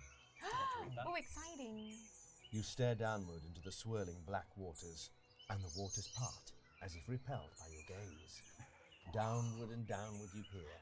The ocean here is shallow, but oddly, your vision pierces vast depths of black waters, as if you sailed above the ocean's deepest point. And there in the depths you see him, a rotting king chained to an anchor of cold iron. He looks up at you, the eyes long absent from his skull, and he howls in anger. And he howls in anger. Hell? Boss, asks Larry the Lout, pulling you from the vision. You okay? Yeah, you say. Just thinking. Misfortune +1. No. Lock, action 2. Thanks. Enjoy that. Boo. So that means on the next ability check you have to roll with disadvantage. Well, that was bleak. That was really bad. That Hey, was so bad. well, Ellen's visiting the ship graveyard now, so we'll see how that goes. Hunting +1, though. Yay! You get to fill in a little thing on my constellation. Lovely. And then you make a check. Love it. Okay. 12! Yeah, plus hunting. 4 is 16. 16. Okay, 281. This is the best one that you can get. Shouldn't we get a cut of the loot? Asks one of the crew angrily. Right you are, you agree. But since there's not enough for even divide amongst us all, I'll hold on to it in the meantime. The fool smiles amicably at this and gets back to work. Infamy, this is a redemption arc, +3. Oh, there you are. Cheeks. Treasure +2 as well. Yes. Okay, right. Oh, and when you discard the treasure, we gain supplies. Great. Good. Great. Okay. Okay.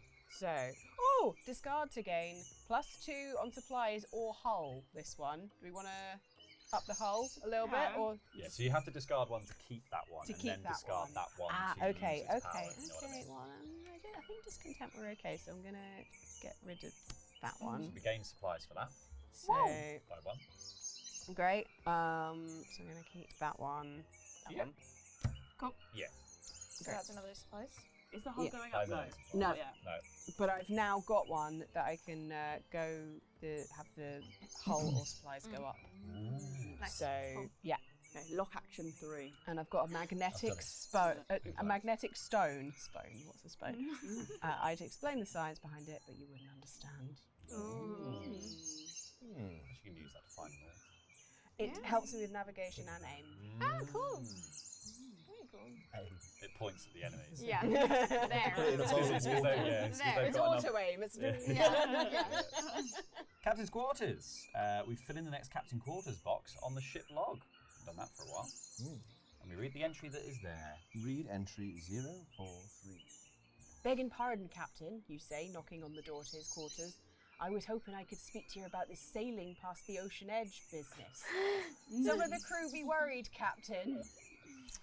I'll stop you right there, me matey, he interrupts. Vance points to a group of books lying on the table. All these I swiped from the Mont family when I was a boy. Oh, that's the same family as the one that was in the thing. They speak of the land of sunset, a world of unimaginable riches and magic, and everyone shares such similarities that I'm convinced they ain't just coincidence. But how do you know they ain't just stories, Captain? The captain sighs as if he has explained this all before. I tell you what, me matey, you settle the crew down a bit and I'll fill you in on some more once we have a moment to rest up on land. You nod and walk away feeling no better, but you still do your best to calm the crew. Discontent -1. Gain 1 skill of your choice. This is the plot line to The Beach, the Danny Boyle film The Beach. This is the same film. I'm going to add myself a little navigation. Lovely. Okay, Nice. that's me done, guys. Dummy Womble. Set sail. So I get a navigation +1, lovely. Which gives me a little star there. Put it in there. Lovely. There. I've got a parrot's legs. And then If I discard treasure, that's something to do with, do I get to fill in the thing? Only when you bury it. Only when I bury it. That's it, sorry. Ignore me. so I'm going to make a navigation check. Do I get any bonuses on that? No. Oh no, I do. I do. Got +1 there, Plus 1 there, +2 here, so that's +3 to a 4, which is 7. 7. Infamy -1. I'm going to re-roll that. Very good. I'm going to re-roll that. It's a 6. Oh dear. You would have I'll gained infamy there, though. Would I? Yeah, you would have got +1. I mean, But- you're already I at mean, the 8 to highest. 17 is Oh, I like, thought yeah. what did I roll before? You rolled a 7 exactly, so a 7 before would have lost you infamy. But this one gains you infamy, and then we yes, I spend rolled supplies to move the ship. Which, because you're not going to roll over an 18 with a 12. Okay, and yeah, then let's go +3. for that. Let's go for that. Yeah. Let's go for that. So infamy +1 does nothing. Spend supplies and/or hull to move the ship. We have to spend 2 to move 1 space. But isn't our goal to get there? Our goal is to get that 1 So- space. So But we can't go through here, can we? Because it's rocks. no, we can go through. We can go here. We're at the We can sail ocean's down. We're at the edge. ocean's edge. So we can sail down.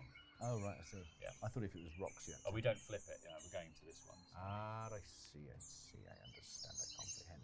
In that case, let's Yeah. reach our destination. With supplies? I guess so. Ooh, We can spend. yeah. We've got things to get supplies back, Yeah, right? yeah. Okay. Great. Yeah. Cool. Okay, we're gonna go here. Oh, fantastic. Oh my god. Round end. Yar. Threat +1. Uh-oh. Starting with the player with the highest infamy and proceeding clockwise, each player with 1 or more constellation event tokens must resolve their constellation event. Fantastic. So Right. everyone, please fill yours in.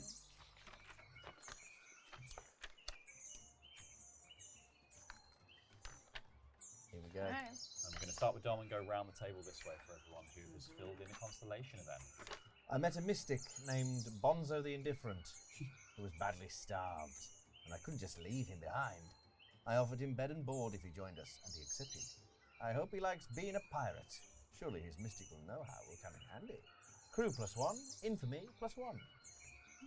There's nothing for anything. Yep. Useless. Fantastic. Great. I mean, same. Very good. So mine is... I buried the shiny Charizard Pokemon cards, just as they told me to, marking the spot with an X so I'd remember where. I'm not quite sure what the point of it was. It doesn't seem to make much sense to collect it only to throw it in a hole on some random island I doubt I'll ever visit again. Oh well, doesn't matter much anyway. Numerous possessions will likely get me stabbed or robbed on this ship. Gain 1 reroll, gain 1 skill of your choice. Gonna gain a skill that immediately gets me a token. I'm gonna gain some exploration. Do you get to then fill out do your next constellation? No, I don't get another token. I'm just filling out to like Oh, I see. get another bit of my constellation. I can't believe it. Another survivor like me. For so long, I thought I was the only one, but here she is. She doesn't remember how she escaped, but she does remember our home, even if her name is Jane. A cursed and vile name among my people. Context, Jane is one of our Oxventure cast members. Incredible. Incredible.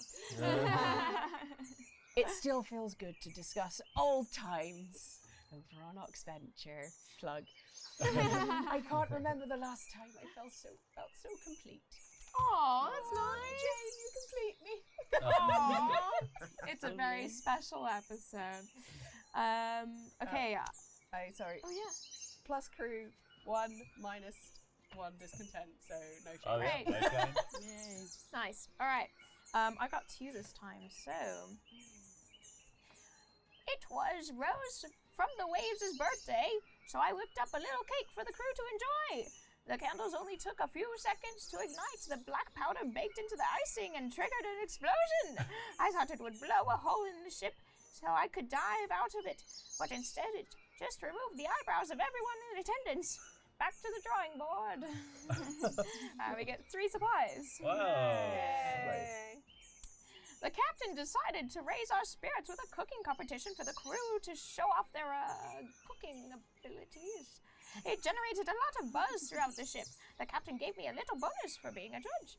I voted for the spinach dish, since it seemed the most undercooked and likely to kill everyone. I get a treasure, and choose another player to gain a treasure. Who doesn't have a ton of treasure? Me. You Lord, don't. I- Go for it. Have a treasure. Thank you. I got a big boy's musket. There we go. Upgrade from the fake gun. Before performing a brawn check, you may spend 1 supply to add 4 to your results. Ooh. I've got a barrel of tar, which I imagine I took from heaving up my lungs from Yeah. all my cigarettes. Yeah. Discard to gain hull. Yeah. Gain hull. Yeah. Great. Oh. Cool. Precious hull. Precious. Precious, heart. precious. Okay, cigarettes. That's why we put you in charge of the hull, because you can just cough up tar. Yeah. Somebody squeeze cigarettes over that. Okay. Come on, cigarettes. What happened to old cigarettes then? Old cigarettes. Old Finn gave me some sweet ink on my back to commemorate my beloved. Or that's what he says. It is, after all, on my back. Retrieve card 77, sweetheart tattoo from the story deck. Oh my god. Story deck. No, 77. Thank you. So this gives me, sweetheart tattoo. I'll fill in the name once I actually know it. Oh, Jesus. Oh. You're So sad. No wonder why I smoke so much. -2 navigation, +2 canon, and +2 the little fish guy. Hunting. Ooh. So it makes you bad at navigation, but it's good at everything else. Yeah. Wow. Good Okay. at Cool. fish. Good So at basically, it's made you less focused, but full of rage. cannon. More I'm violent. gonna get a name. I'm gonna get a name. More violent in hunting and stuff. All over the shop. Cool. All right. Right. Did the ship move this round? Yar. What's the new entry on the ship's space? 963. Yar. Have you already visited this island? Nar. Nar. Oh my god. No honor. You arrive on Precipice Island. You see before you a collection of small houses nestled into the cliff's edge that overlooks the ocean. You hear a distant rumbling of the watery barrier that marks the ocean's edge, and you wonder who would choose to live in such a place. You follow Captain Vance to a rickety old bridge that leads to one of the cliffside houses. Been a long time, me mateys, but I always loved coming here, he says. The house itself is a crumbling structure made of mismatched parts. You notice a lovely golden telescope reaching out past a hole in the roof, staring up at the dark sky. The captain removes his hat and, licking the palm of his hand, tries to smooth down his great white tangle of hair. When he reaches the door, he gives a nervous knock. The door opens to an old woman whose body and clothing seem to keep with the rest of the house's theme. JJ! She exclaims. Just but Vance, get your butt over here! And the two give each other a happy embrace. You learn her name is Esmeralda, and she is quickly able to decipher the map. Red Rock Island, the Painted Caverns, she instructs. That's where you'll be finding that stone. When you leave a half hour later, bellies warm with tea, Esmeralda grabs one of you by the arm and whispers, "Take care of him." And you can see she looks scared. He's dreamed of this forever. Never enough in this world to keep him happy, keep him satisfied. But it's dangerous. A person who plumbs the abyss too long will never truly make it back out. You remember that. You leave Esmeralda's home, happy to find that the captain hasn't led you astray, but concerned that the mission you are on is becoming all the more real. Return all revealed navigation tokens face down to the pile. Write Painted Caverns on the ship's log. Remove all threat from the threat track. Painted Caverns. Painted Caverns. Do I have to write something else in this log beforehand? No, I don't think so. Just checking. Ooh. Really been doing my job. Find out what we're supposed to be doing, and then. So this is the end of part 1. It says, congratulations, you have reached the end of part 1. The highest infamy player chooses 2 of the following. You can gain supplies +3, discontent -1, crew +3, or hull +3. We've got max and we've got, so it's probably just hull and supplies. We'll have the hull. Yeah. We've always been proud of our big hull. Isn't that right, cigarettes? Yeah. It's the biggest hull in all of Esperanta. And then we gain 3 supplies. And 3 supplies. Yeah, and we gain 3 supplies. Very nice. And that's what we're going to be calling it. I don't want to spoil any more for you, and also we've been playing this for bloody ages. So maybe we'll come back to this another time, who knows? But that was really fun. Yeah. We I did loved it. it. Yeah, that was really great. It's such so a good fun. game. It's great. It's a great game. And it's the plot of The Beach by Danny Boyle. And it's the plot of the Beach by Danny And Boyle. Tusk for a moment. Which There was, yeah, when like I really slapped him a interesting. walrus. Yeah. That's okay. How would you slap a walrus? Sorry.